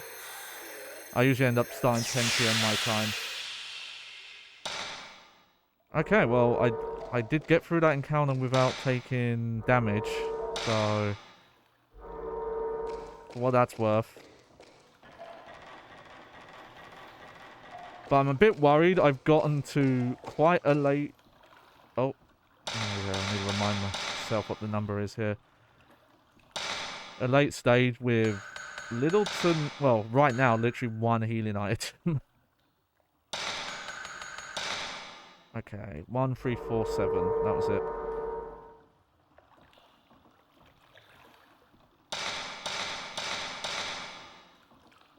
Come on, phone. Unlock. 1.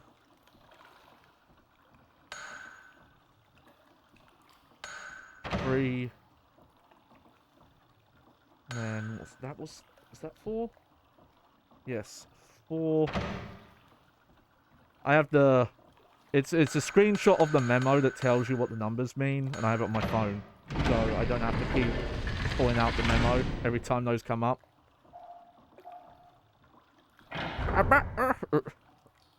Back in my day, Sonny, we used to get a pen and paper and have to write it out, Sonny Jim. Oh, yes. Yeah. That was me, not just, what difficulty level? This is probably normal. Whatever's just the default. Okay, well, I guess I will save. Because there's a boss here. Well, mini-boss, but...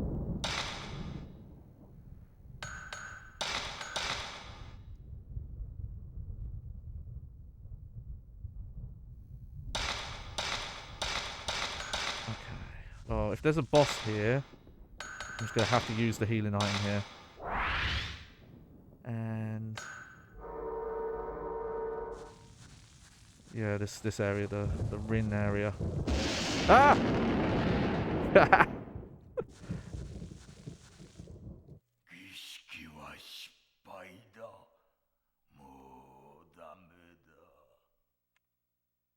I think these guys are maybe not as hard as I think they are. It's just that rush attack they do.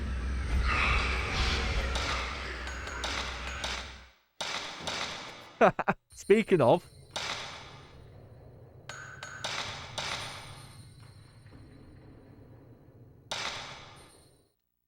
Look, I'm at that health point now where if I'm going to start the fight and immediately take damage, we are reloading.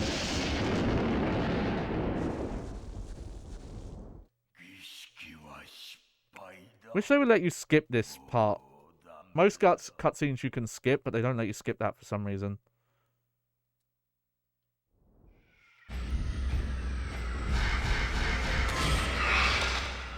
Okay, that's annoying. What happens there is I'm trying to get the 0 shot, but because they're moving like higher, they keep coming out of the camera view. They're like going over the top. Also, I'm pretty sure my upscaler. Yeah. That's why. It's because it was moving like on a higher tier, not tier, but you know, it was high up. It was moving out of the range, but there's probably a slight. There is definitely delay because of my upscaler. Yeah, third time's charm. They're all free.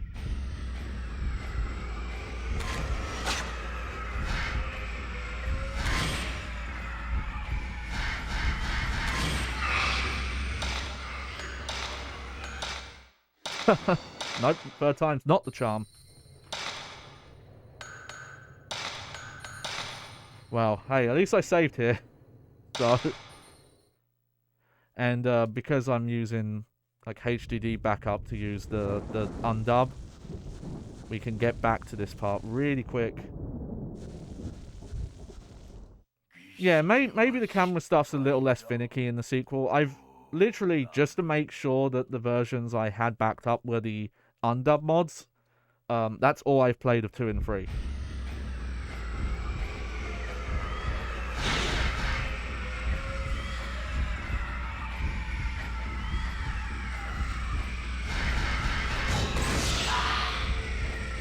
Okay, I need to do that because I was stuck on the fucking well.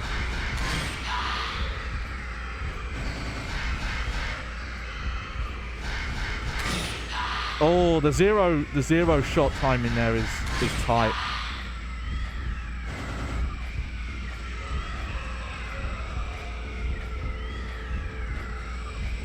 Come on. There we go, we got it.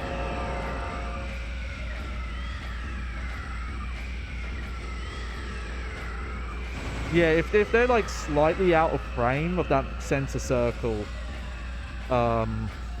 they definitely are more finicky about if a shot counts or not.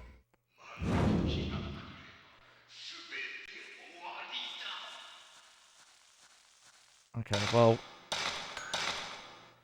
I'm not doing that fight again. So there we go. Don't have to rotate the save this time.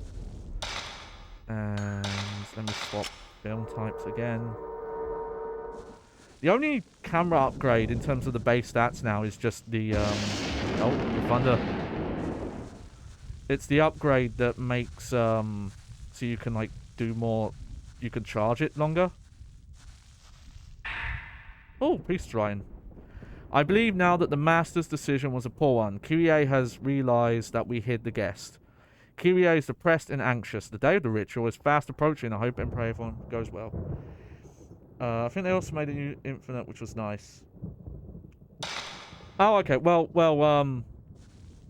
to be fair, you can reload the film from the save points, the blue one. I don't know if there's still a finite amount you can do that.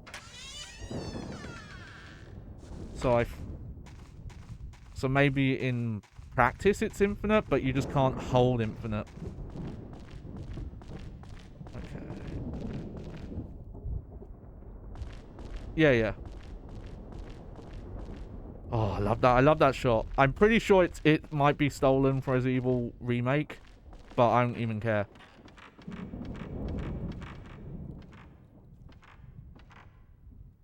Ah, okay. So that's nice. Oh yeah, this area bothers me. Hang on. Oh, that's new. So this bothers me. You see how this is clearly, there's clearly more geometry around here, but you're just not allowed to go here. Yeah, I could see that. They got feedback. The reloading the weak. Yeah. Oh, we got a secret photo op.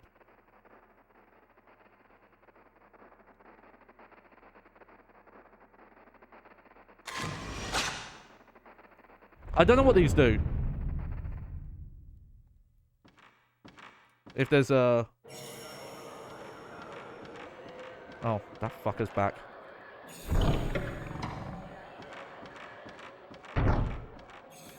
I'm not fucking with him right now.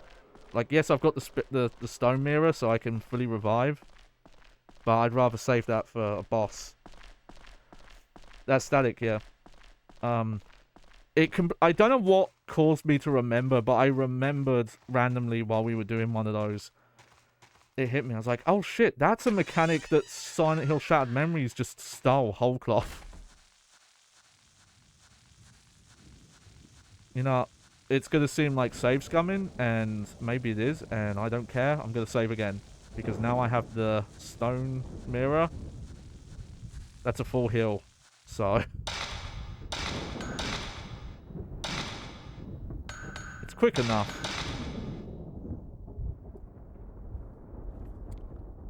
Oh. Hey Lola, you okay? My dog just sneezed. Game's just looking.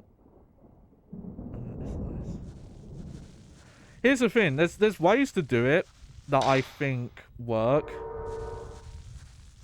It's maybe not even the best example, but the one I always think of is Shadow of Mordor, which was like copying from like Assassin's Creed, Batman, Arkham games, and a couple of others, but it puts them together in a way where like, oh, there's influence, but they're adding new ideas and they're putting them together in a different way and then gelling it together with an entirely unique system, in that case being the Nemesis system.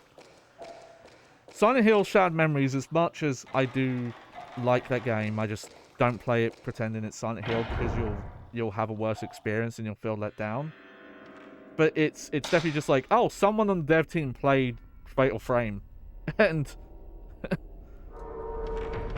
and it's just like, oh, how about we put that in, but just not for combat, because I don't like the combat,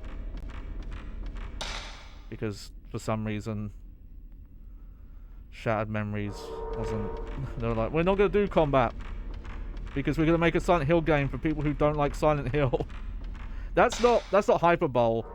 There was a literal quote from the devs that were like, we want to make a game because there's people who like Silent Hill, but who like watching Silent Hill, but they don't like playing it.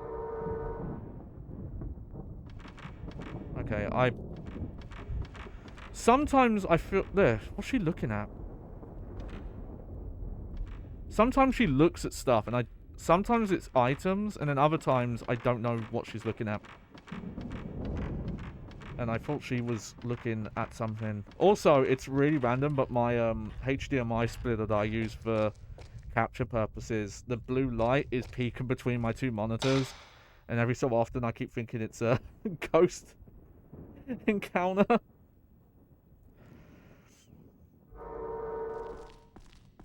Homecoming's a weird one because that's not Konami intervention, the whole no combat thing. That was Climax UK. The whole intention was we're trying to make a casual, friendly horror game for people who don't really like horror games. Which, I don't know.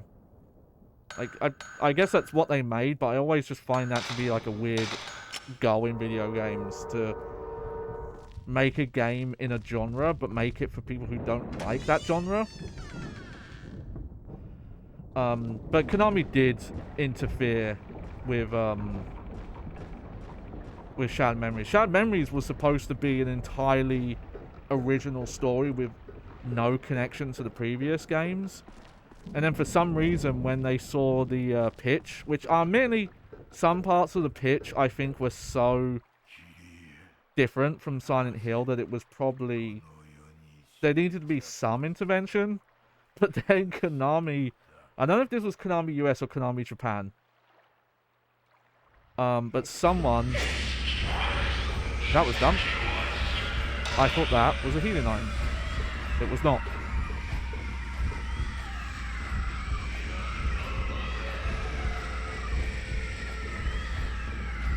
Come on.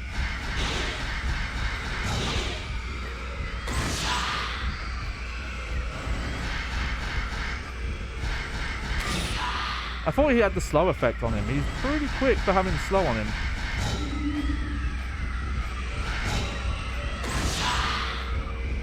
Hey, I actually managed to dodge with the movement keys.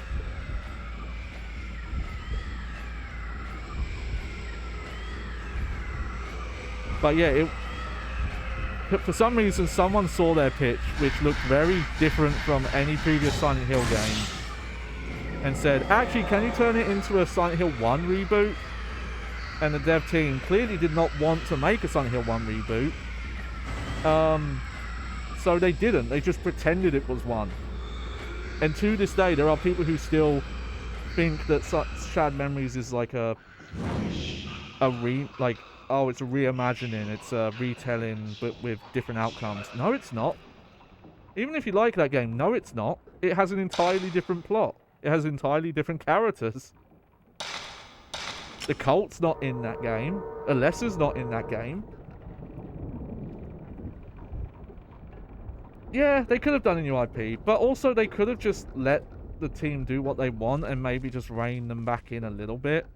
Because the huge issue with all of the Western Silent Hill games, outside of having like little to no originality, was how much they were trying to copy the previous games. Not, oh, keep it authentic, just we're reusing the concepts from the previous games. Okay, so I actually picked this up and didn't read it. And yeah, all the stuff with PT and all that. And you'll have to go look it up, because it's too long to go into now. I do not have high hopes for that remake. I want to see more of Silent Hill F. Even if it's not going to necessarily be like a very authentic Silent Hill game, it seems interesting. But it's like one of the first like since my kind of like re-debut, it's like one of the first new things I did. But it's on my VOD channel. Yeah, well, they started to learn the whole stop shoehorning Silent Hill 2 enemies into Silent Hill. But then you just get Downpour, which is just, well, instead we'll just make them look different. But they'll be essentially the same idea. Which is like, well, no, you're still doing the same thing. Alright, let's read this memo. I believe now that the Master's decision was a poor one. Kyrie has realised we hit the guest. Is depressed and anxious. The day is approaching. Oh, okay, this is the one we didn't read. We followed the Master's orders and hid the guest. I told Kyrie our guest had gone home. We will have to carry the body far, far away so that Kyrie never finds out. I felt sorry for the poor man, but what else could I do? The priest must protect the short man at all costs. I think there was some like earlier memos we found that was talking about that, but I could be wrong. Okay, I've got to look at the photos because I actually don't remember where the last... Nope, not that. The file photos.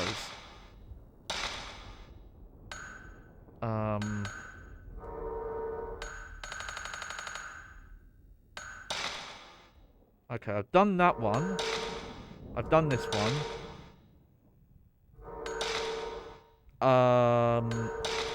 I think this is the one I've got to go find. The huge stone monument. But I'm not sure where that is. I think I know where it is.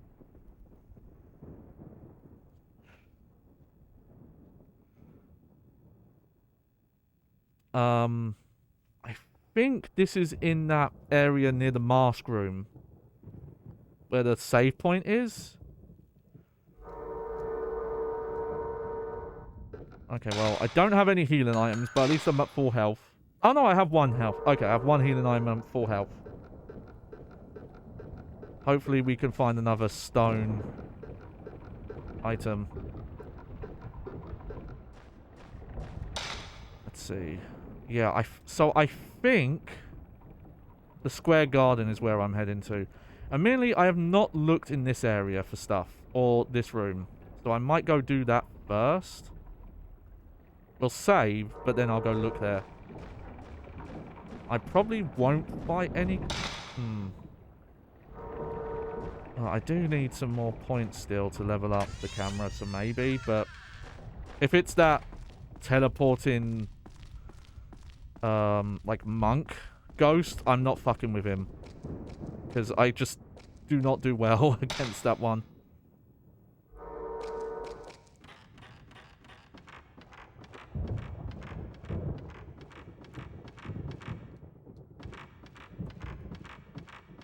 Am I going the right way? Yes, I am. I like the doors open in real time as well. It'd take Resident Evil a very long time until we would get that. Actually, when was the first Resident Evil game to do this? It was either Resident Evil 4 or Outbreak. They probably should have done it sooner. Let's see. Yep.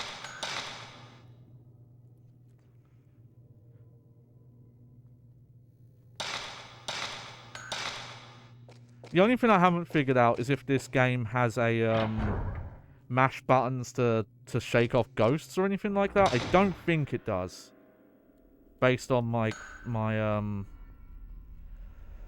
interactions so far, because it seems to calculate damage right at the start of the animation.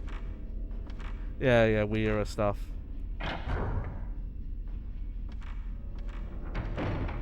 Which, I guess there's a debate there if... Yep, this ghost I'm not messing with. He makes that like bell sound.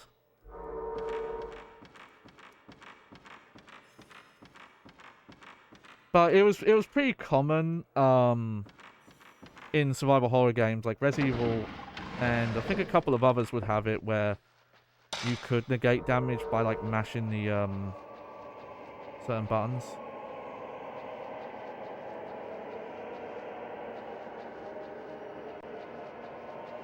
Let's see, any items here? Oh yeah, but that actually showed it on screen. But in like older Resident Evil games, if you actually had to like hold it was either the aim or the attack button and shake the stick, and that actually does make zombies let go of you quicker. And a lot of people don't realize it because you have to look in the manual to find it. Hey, there actually are some items here.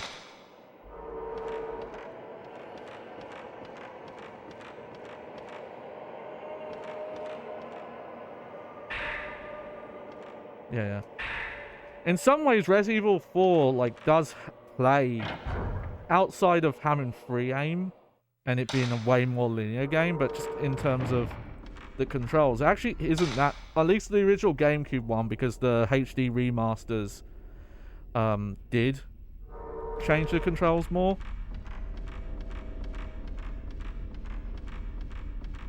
Oh, well, hey, I've been using the stones more, so that's fine. And we've got a full heal now.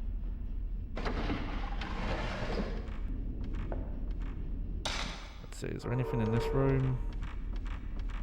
I still find it funny we're just not allowed to see the entrance anymore. Herbals would be nice, but if I had just an extra stone mirror, because you can only carry one of those at a time anyway.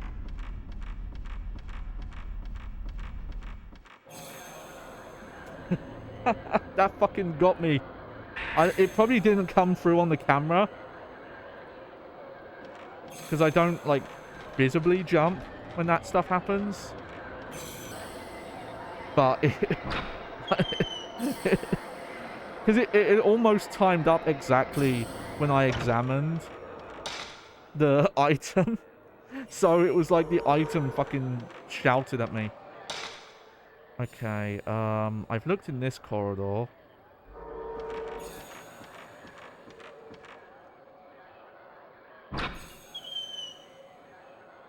Alright, yep, this scary room again.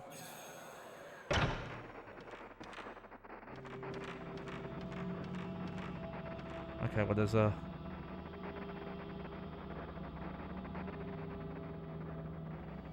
Oh, there is an item. Cool. Stuck it up on...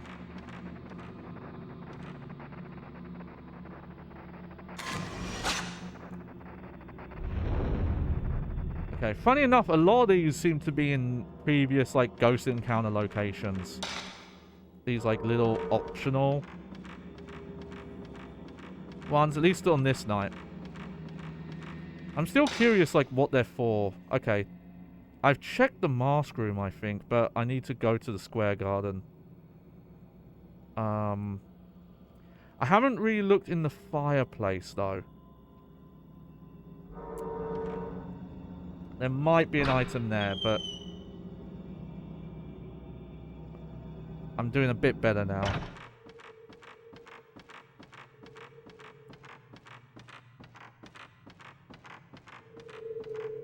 Also, maybe my memory's playing tricks on me, but I feel like this room looks more messed up than it did But not this one.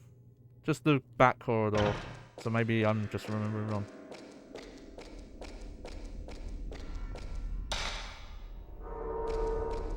Oh. Well, never mind. I can't go this way. I assume they're going to keep this... Yeah. I have to come through for that way. That's fine. I know how to get there.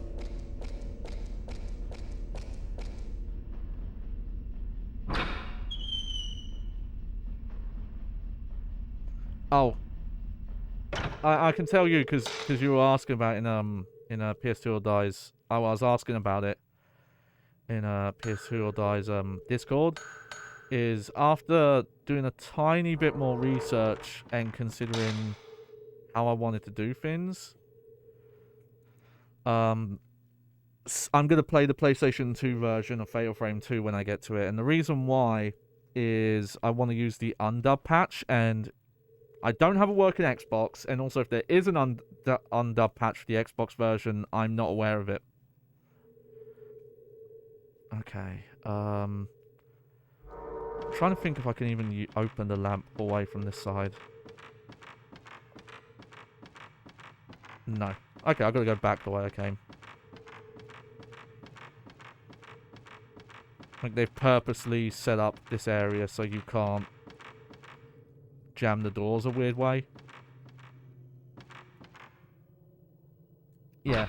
I mean, I'll probably one day check them out on stream. Like, they won't be full playthroughs. Just fun kind of, hey, let's look at the differences kind of thing.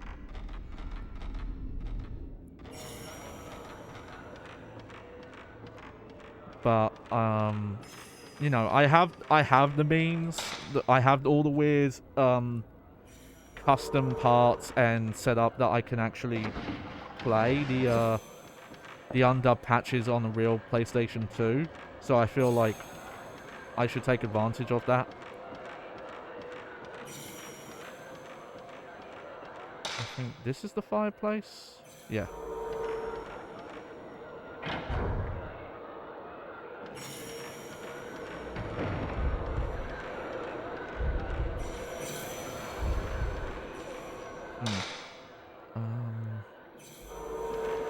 Well, if there is an item in here...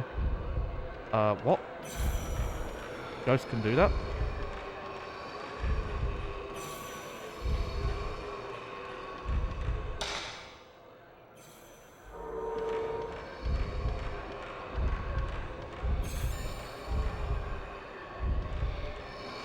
I don't think that's happened before. Oh, that was... that's the skin of my bag. Skin?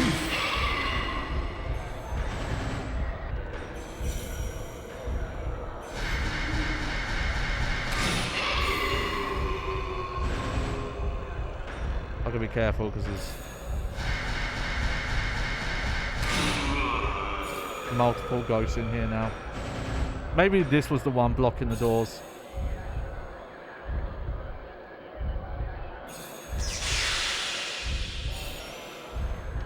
Let's see, now can we leave?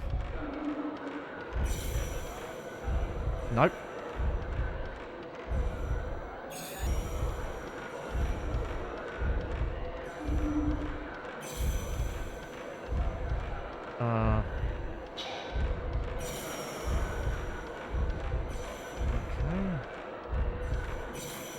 Oh, shit.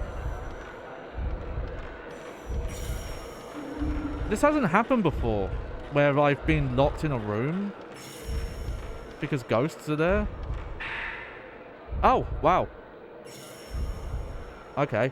That was me mashing the X button, so... The supposed purpose of the strangling ritual is to close the, quote, gate. Since gate is a word that signifies boundary, the strangling ritual must have something... Oh dear. We've got some grammar here. The strangling ritual must have some connection to the other well beliefs. Again, translation on this seems to have been a little rushed at times. This region has strong beliefs in other worlds. Well, that's just like literally the same term that fucking Silent Hill uses, only they use it as one word. since ancient times. The otherworld beliefs are found in other parts of the country. In most cases, gate means land of the dead. It's safe to assume that the gate mentioned here is a door that connects this world to the land of the dead. The disaster called the Calamity will occur if that door opens. Wow, this is so Silent Hill 1 when I think about it. According to the legend, only the cult here is not into the other world, whereas the Silent Hill 1 cult is all about it. According to the legend, at the moment the door opens, the malice pours out of hell and the dead come back to this world. My theory is that the maiden is sacrificed in the strangling ritual in order to close and seal the gate and to prevent the calamity. Okay. I guess I'm going to have to fight this one.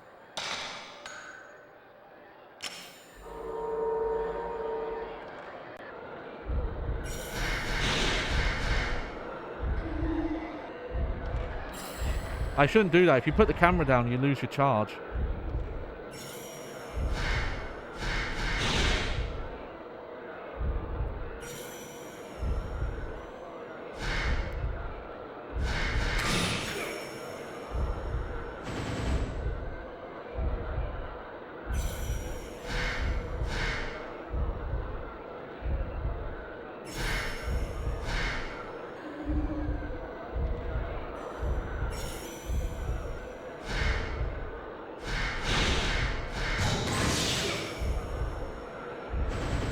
Okay, now I'm almost out of spirit stones as well.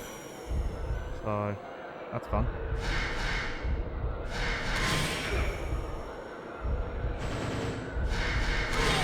There we go. Okay, I only took tiny bit of damage there. And yeah, I'm running out of the green film, but at least I'm saving the big film right now.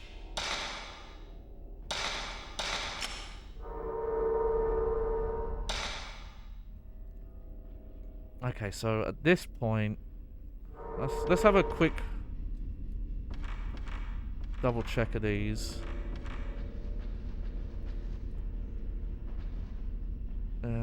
No saving. Okay, yeah.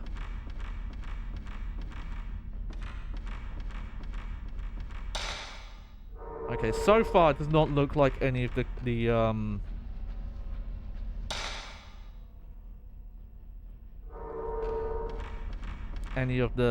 like environmental stuff has had new stuff put inside, like cupboards or drawers or anything like that. It might be in my head, but I do think that this manor is looking more decrepit than it did earlier in places. Like, not every room, but some of them definitely seem like they're supposed to look more messed up. Like, more messed up than when we first came here, even.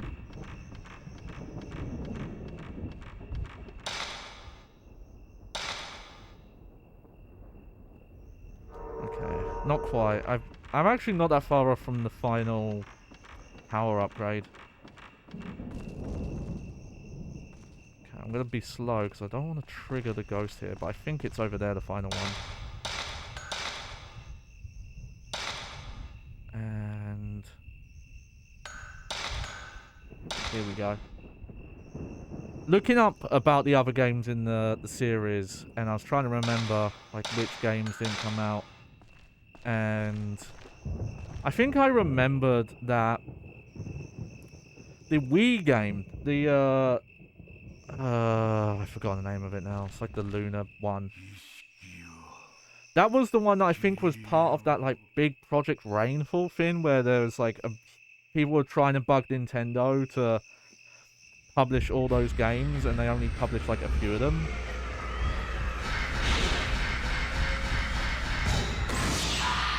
You know, it's like, it's funny to think about it now. That was back when they wouldn't publish Xenoblade. Oh, this one's an asshole.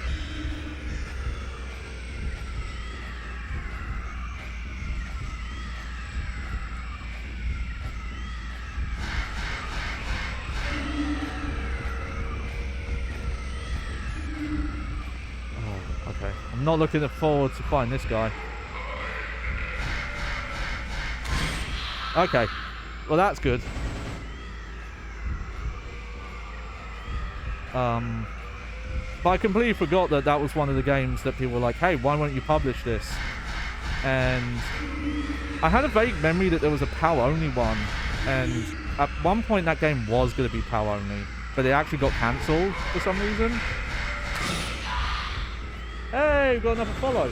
Hey, PNG Boomer. I think, yeah, no, I've seen you before. Not quite fabric face, but still. There we go. Hang on, how many... Oh, I don't think I can look here. Okay. I don't know if I'm going to get a notification somewhere. I think I'm like right on the border of finally getting to 100 follows. Yeah, no, I appreciate the follow. I'm working on my 100 follower goal, and either you've put me at 100 or I'm like right about to hit 100. 98, there we go. Oh. It's been a long road. Getting from there to here. Okay. Well, I'm happy I did that encounter without taking damage because... Oh, that was a tricky fucking ghost, that one.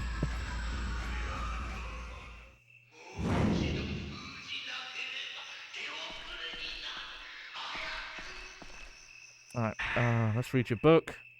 The ritual failed. The mansion is filled with the malice. And that malice has made the master lose his sanity. Who would have thought this calamity would happen?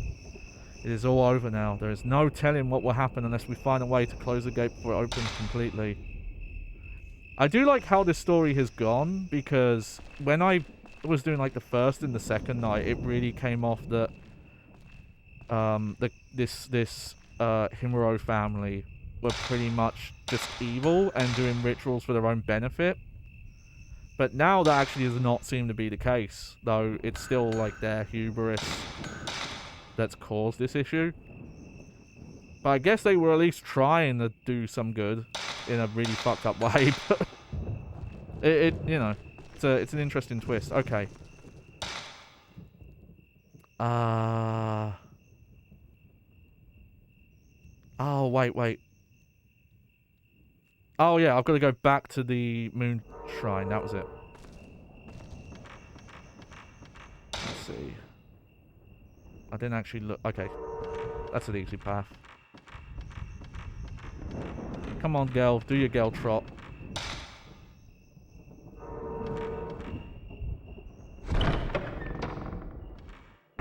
I didn't actually look. How much... Oh, that's not enough to upgrade yet, is it? No. I need... about 50... Oh, I need more points.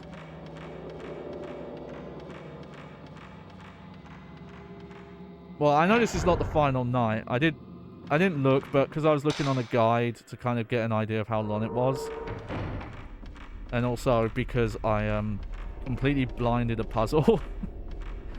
Where I thought it's there's a puzzle where you put a doll, a figure with some others doing the demon tag. No, it wasn't the demon tag, it was before then. And I thought I had to go find 4 more dolls. No, you just pick up the same dolls that you just put... Oh, it was silly. Okay. Let's, I wonder if this is the end of this night. You know what, though? There's still a couple of places I haven't gone to in the manor. I think, you know what? It's not a couple places, it's one place now. I was just... Okay, I thought there was going to be more rooms there, but it's just the one. I haven't been through this door still, I don't think. And I don't think I've been to this top part of the Buddha room. Even though it's shown on the map that I have, I don't think I actually have been in there yet.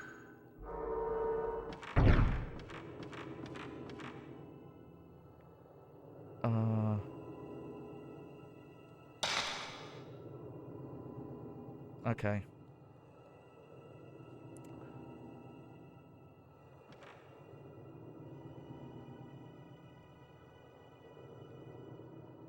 Oh, that's weird. Okay. I'm gonna be careful. It looks like my analog stick was getting stuck there. Okay, we've got a puzzle to solve here, I think. Oh dear. This is a problem now. The Sanskrit characters can be pushed like buttons. Here's the problem though. I don't remember where each ghost was on this thing. And I can't take pictures to remind myself. So...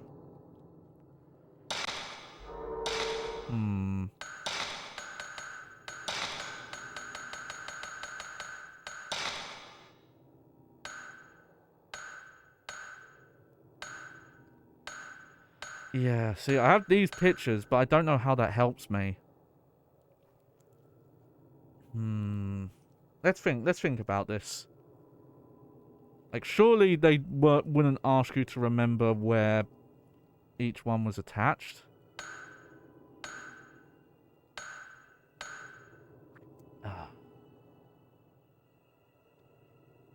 But the first one, I believe, was this one. But I don't remember which ghost was at the gravestones, so that doesn't really help me.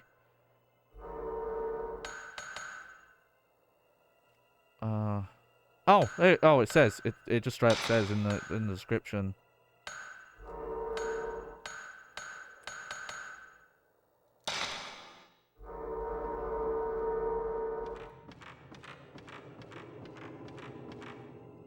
So I think this first one.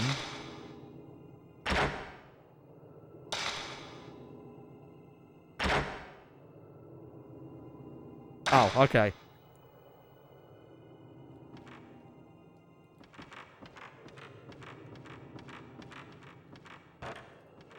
Wait, what happened? Okay, this puzzle. Okay, it looks like they let you just brute force this.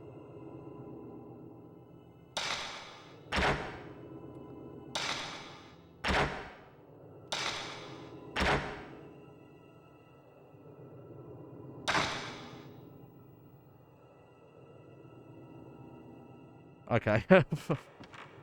Phew! I was very worried there that it was going to be a Silent Hill 2 rope puzzle situation. Because there's a puzzle there where if you do just randomly guess and you pick the wrong answer, you spawn enemies in a different area that you have to run through.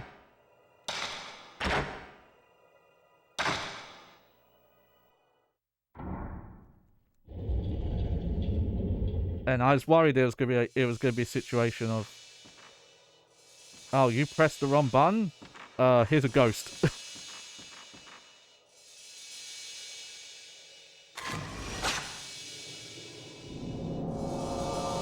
Oh dear.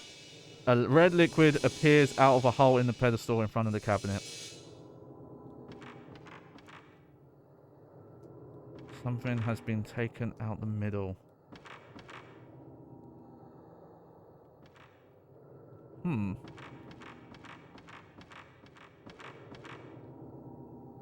Okay, nothing.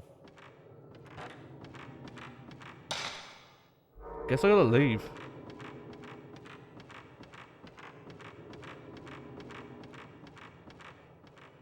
Right.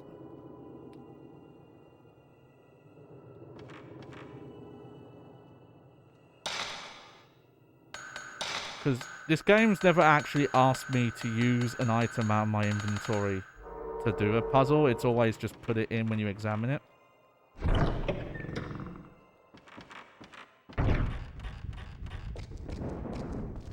What could that be?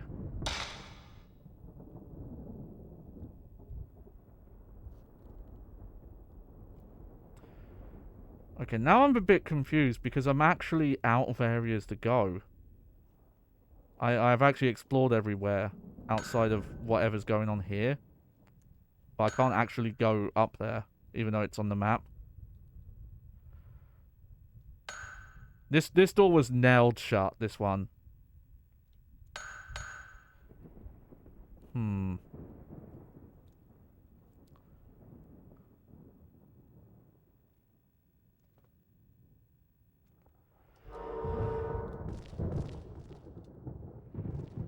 I don't do this much, but I think I am going to have to check this because I'm worried that I've missed something major.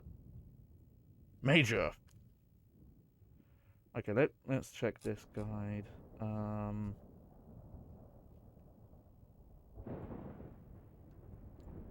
Copy. Let's see.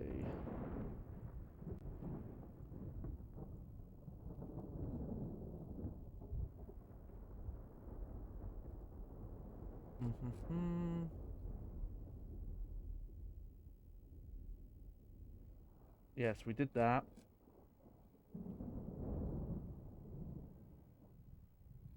Yep, Benny Boss. Okay, backyard. Okay. Oh, okay, okay.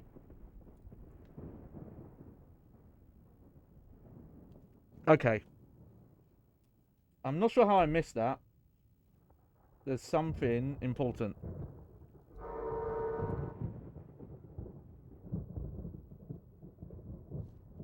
Let me read this again. Okay, let me read it out loud. There's nothing inside, but you examine it and take a shot of it, you'll see blood surge out. Leave the shrine. The tracks of blood has scattered around to show you something. Once you get on the porch, you'll see one. Okay. I was just a bit worried that I had missed an item early on.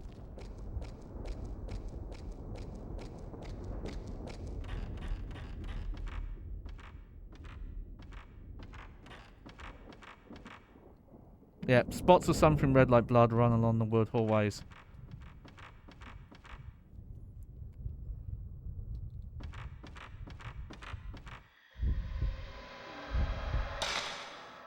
Well.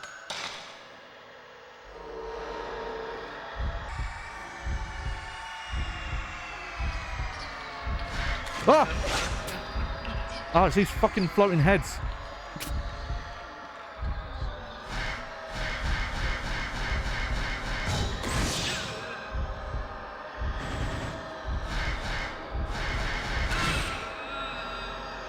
Get out of here. Asshole.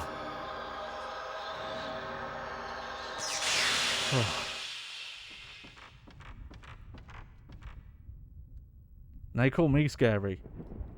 I don't do that to people.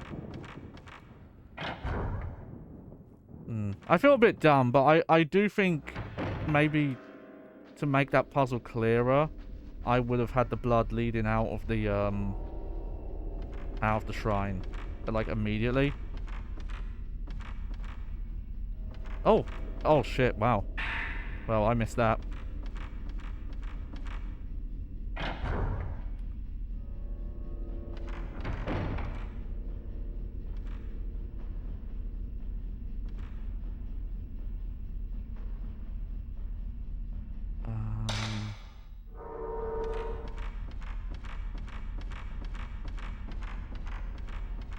No, no blood here.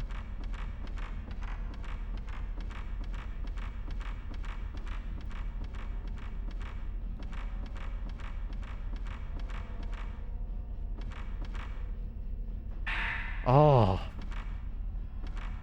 Thankful. I think I've gone the wrong way though. Because there's no blood this way at all. Shit, where's that coming from?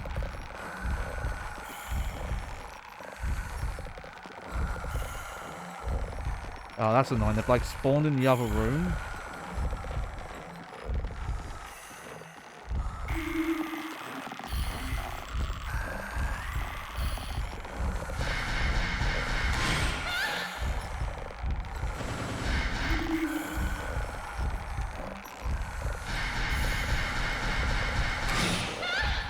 Ah.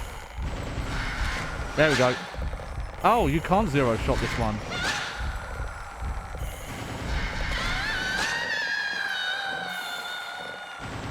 Okay, I'm gonna have to reload my blue shots soon.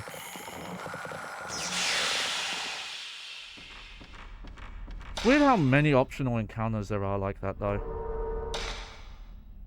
So, where did I go wrong? I thought I was going the right way here.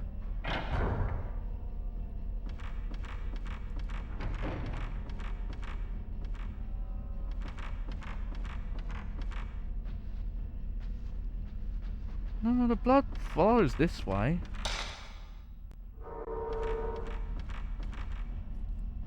Hang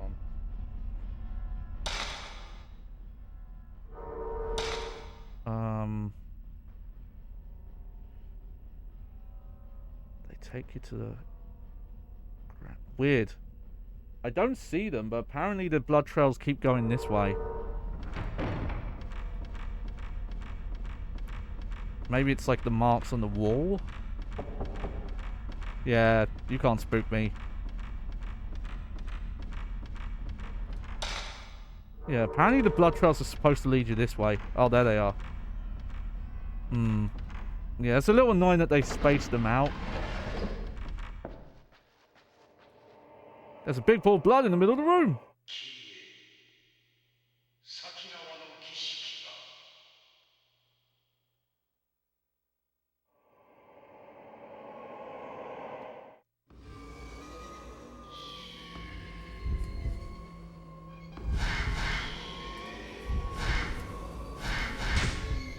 Oh.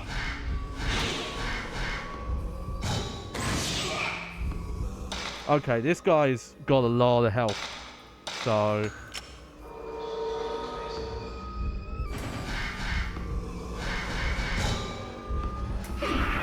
Shit.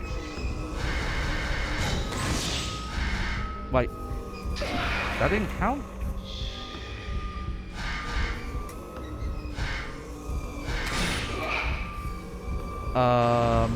I do not think I can hurt this guy.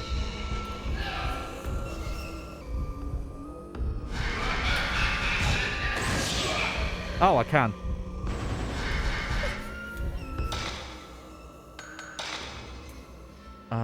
Okay, I might as well wait.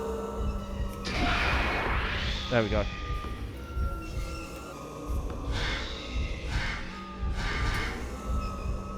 I need to move. Shit. God, girl, can't you run a little quicker?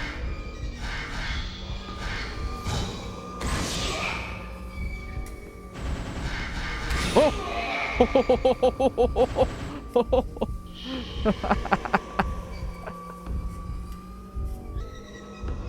Okay.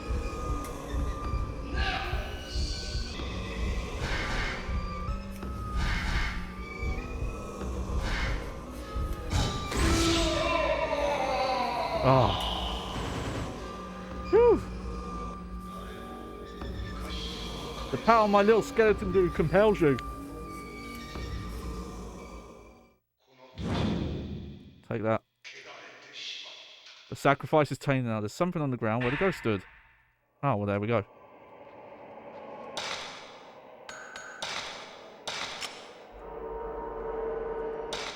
Okay, where is...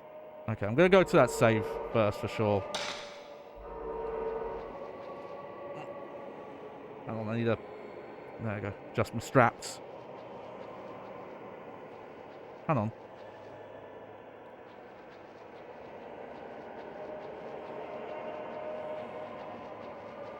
Weird. My controller rumbled.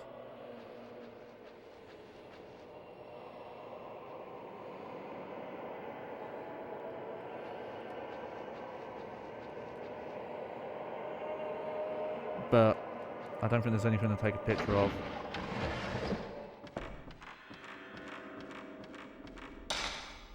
Yeah, we're going this way. Now, I'd be really shocked if on the way back here we do not get attacked again. But maybe the game's going to be nice and not attack me. Also, I can probably get that final upgrade. Yes, I can. Boom. I still don't know what these special functions are. That must not come up until, like, the final night.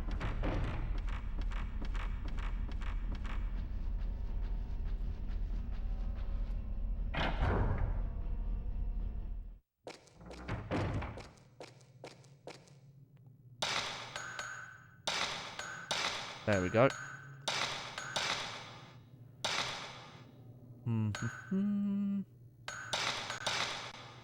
Okay, I feel like we're probably about to hit the end of the night here. How long have I been going? Yeah, maybe a little longer.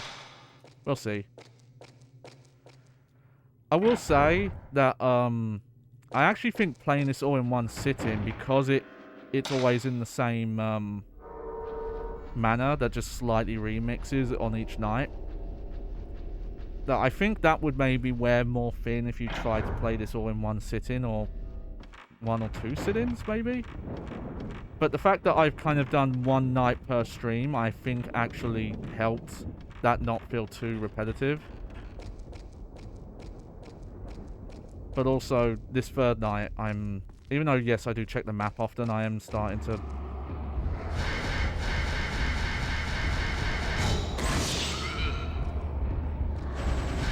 Ah! Shit.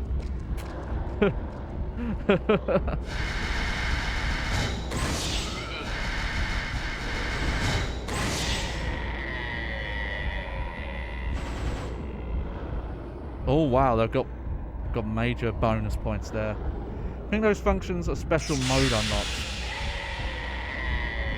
Yeah, I got you too.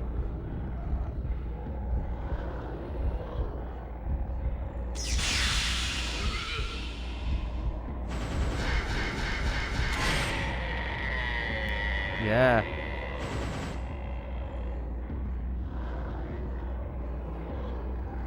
This. Oh, you mean when you play like... Alright. Okay, I was right, they were going to get me one more time before the end. I was lucky though, I managed to not take the damage there. But usually these nights end with like one extra boss. They usually end on a boss fight. Oh, okay. So one of them is you beat the game once and you get an upgrade. Okay.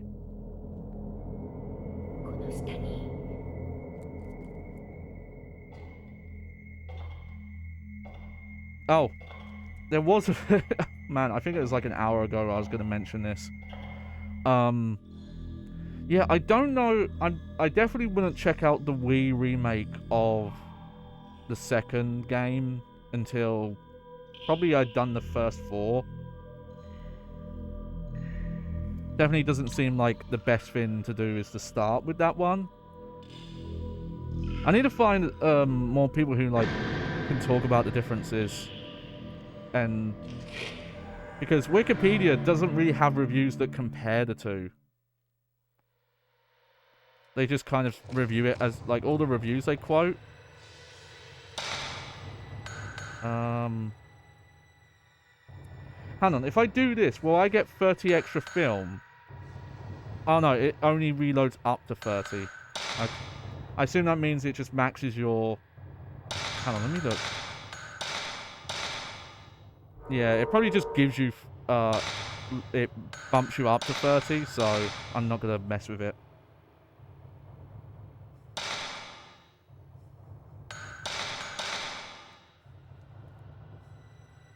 But yeah, it was weird. Like, most of the reviews on Wikipedia did not compare the gameplay between the two, or any of the design or anything like that.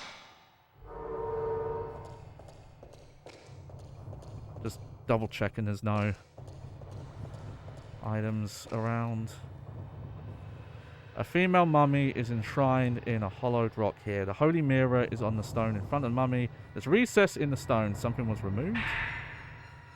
I have almost all the pieces of the holy mirror. Yep.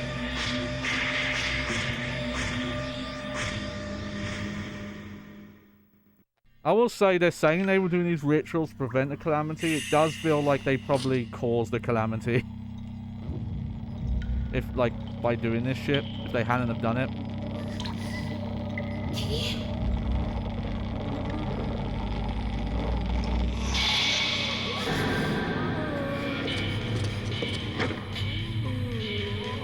Oh yeah. Okay, I think maybe we have ended the night. Because normally at the end of each night, she comes out and she gives you a little spook. And you can take a picture, but then it doesn't do anything.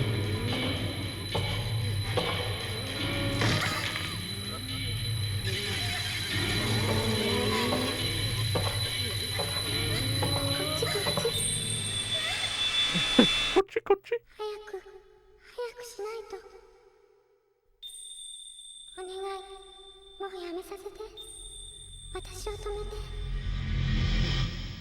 Yeah, she wasn't pure.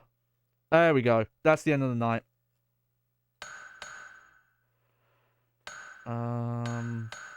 Okay, do we have any cool photos that I can put in my little memories book?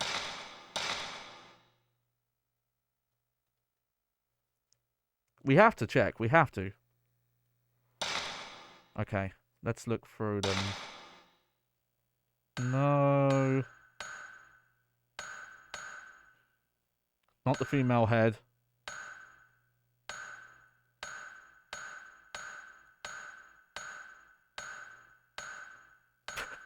I love that picture.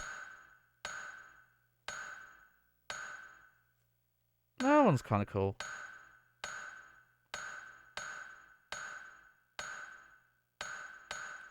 No, I don't really have any cool pictures here. Well, maybe I'll save that one.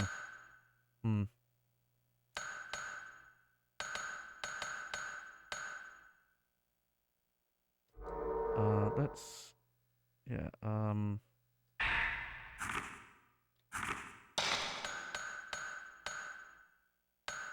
what's the best picture we got? Probably this one, right? With his weird, like, neck. It feels like around a Pokemon... Yeah. That's such a good...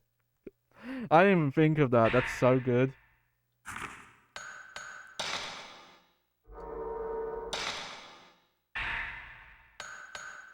Man, I should have saved more pictures of the long hair woman. She's like my favorite.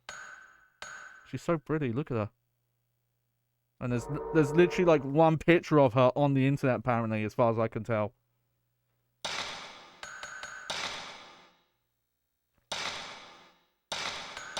Even though this album is taking up like way too much room in my memory card, I'm going to keep it around until the end of the playthrough and then...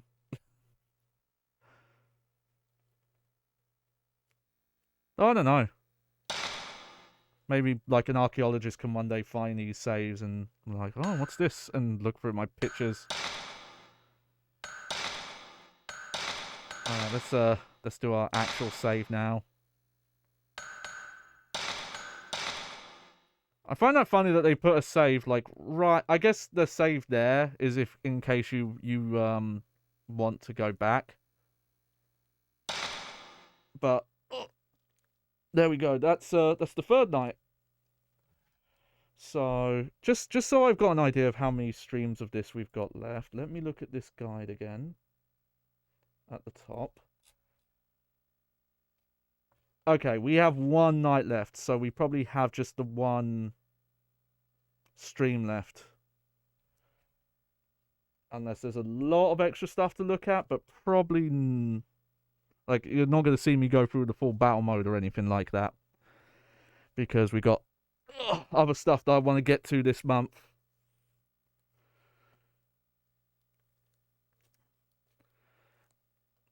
But I am wondering how that final night's going to go. Because looking at the map, there's maybe one or two rooms. One or two, like, okay, there's that door down in the well that I couldn't get to. But there was only one more door in the manor that I can't open yet. But here, let me go full screen. You can thank my skeleton charm. My moral support. He helped me out a lot today. Yeah, no, this was still good. This was a tense fucking stream today. Had so little health. We had to save scum quite a bit, but it's survival horror. That's kind of like a key mechanic, if I'm gonna be honest. It feels like save rotating and save scumming. I think that some people don't realise you really should be doing if you're playing a survival horror game. but it's like, how would a game kind of encourage that? But yeah, still spooky, still... I think this was probably the most that the ghosts have actually caused me to jump, because the ghosts have started to just suddenly charge me in encounters. Oh, well, I need to have a chill night, not be as spooked from here. Just gonna have a quick check of something, but nope, that's the wrong button. Okay, so I should be streaming tomorrow, but I'll be doing Subnautica. Oh, Movie Cowboy's online. You know what? I'm gonna raid Movie Cowboy. Yeah, we're gonna raid Movie Cowboy. We're gonna go in there and we're gonna say, "Howdy, partner." And say, "Oh, hell, Dutch! Why are you streaming again?"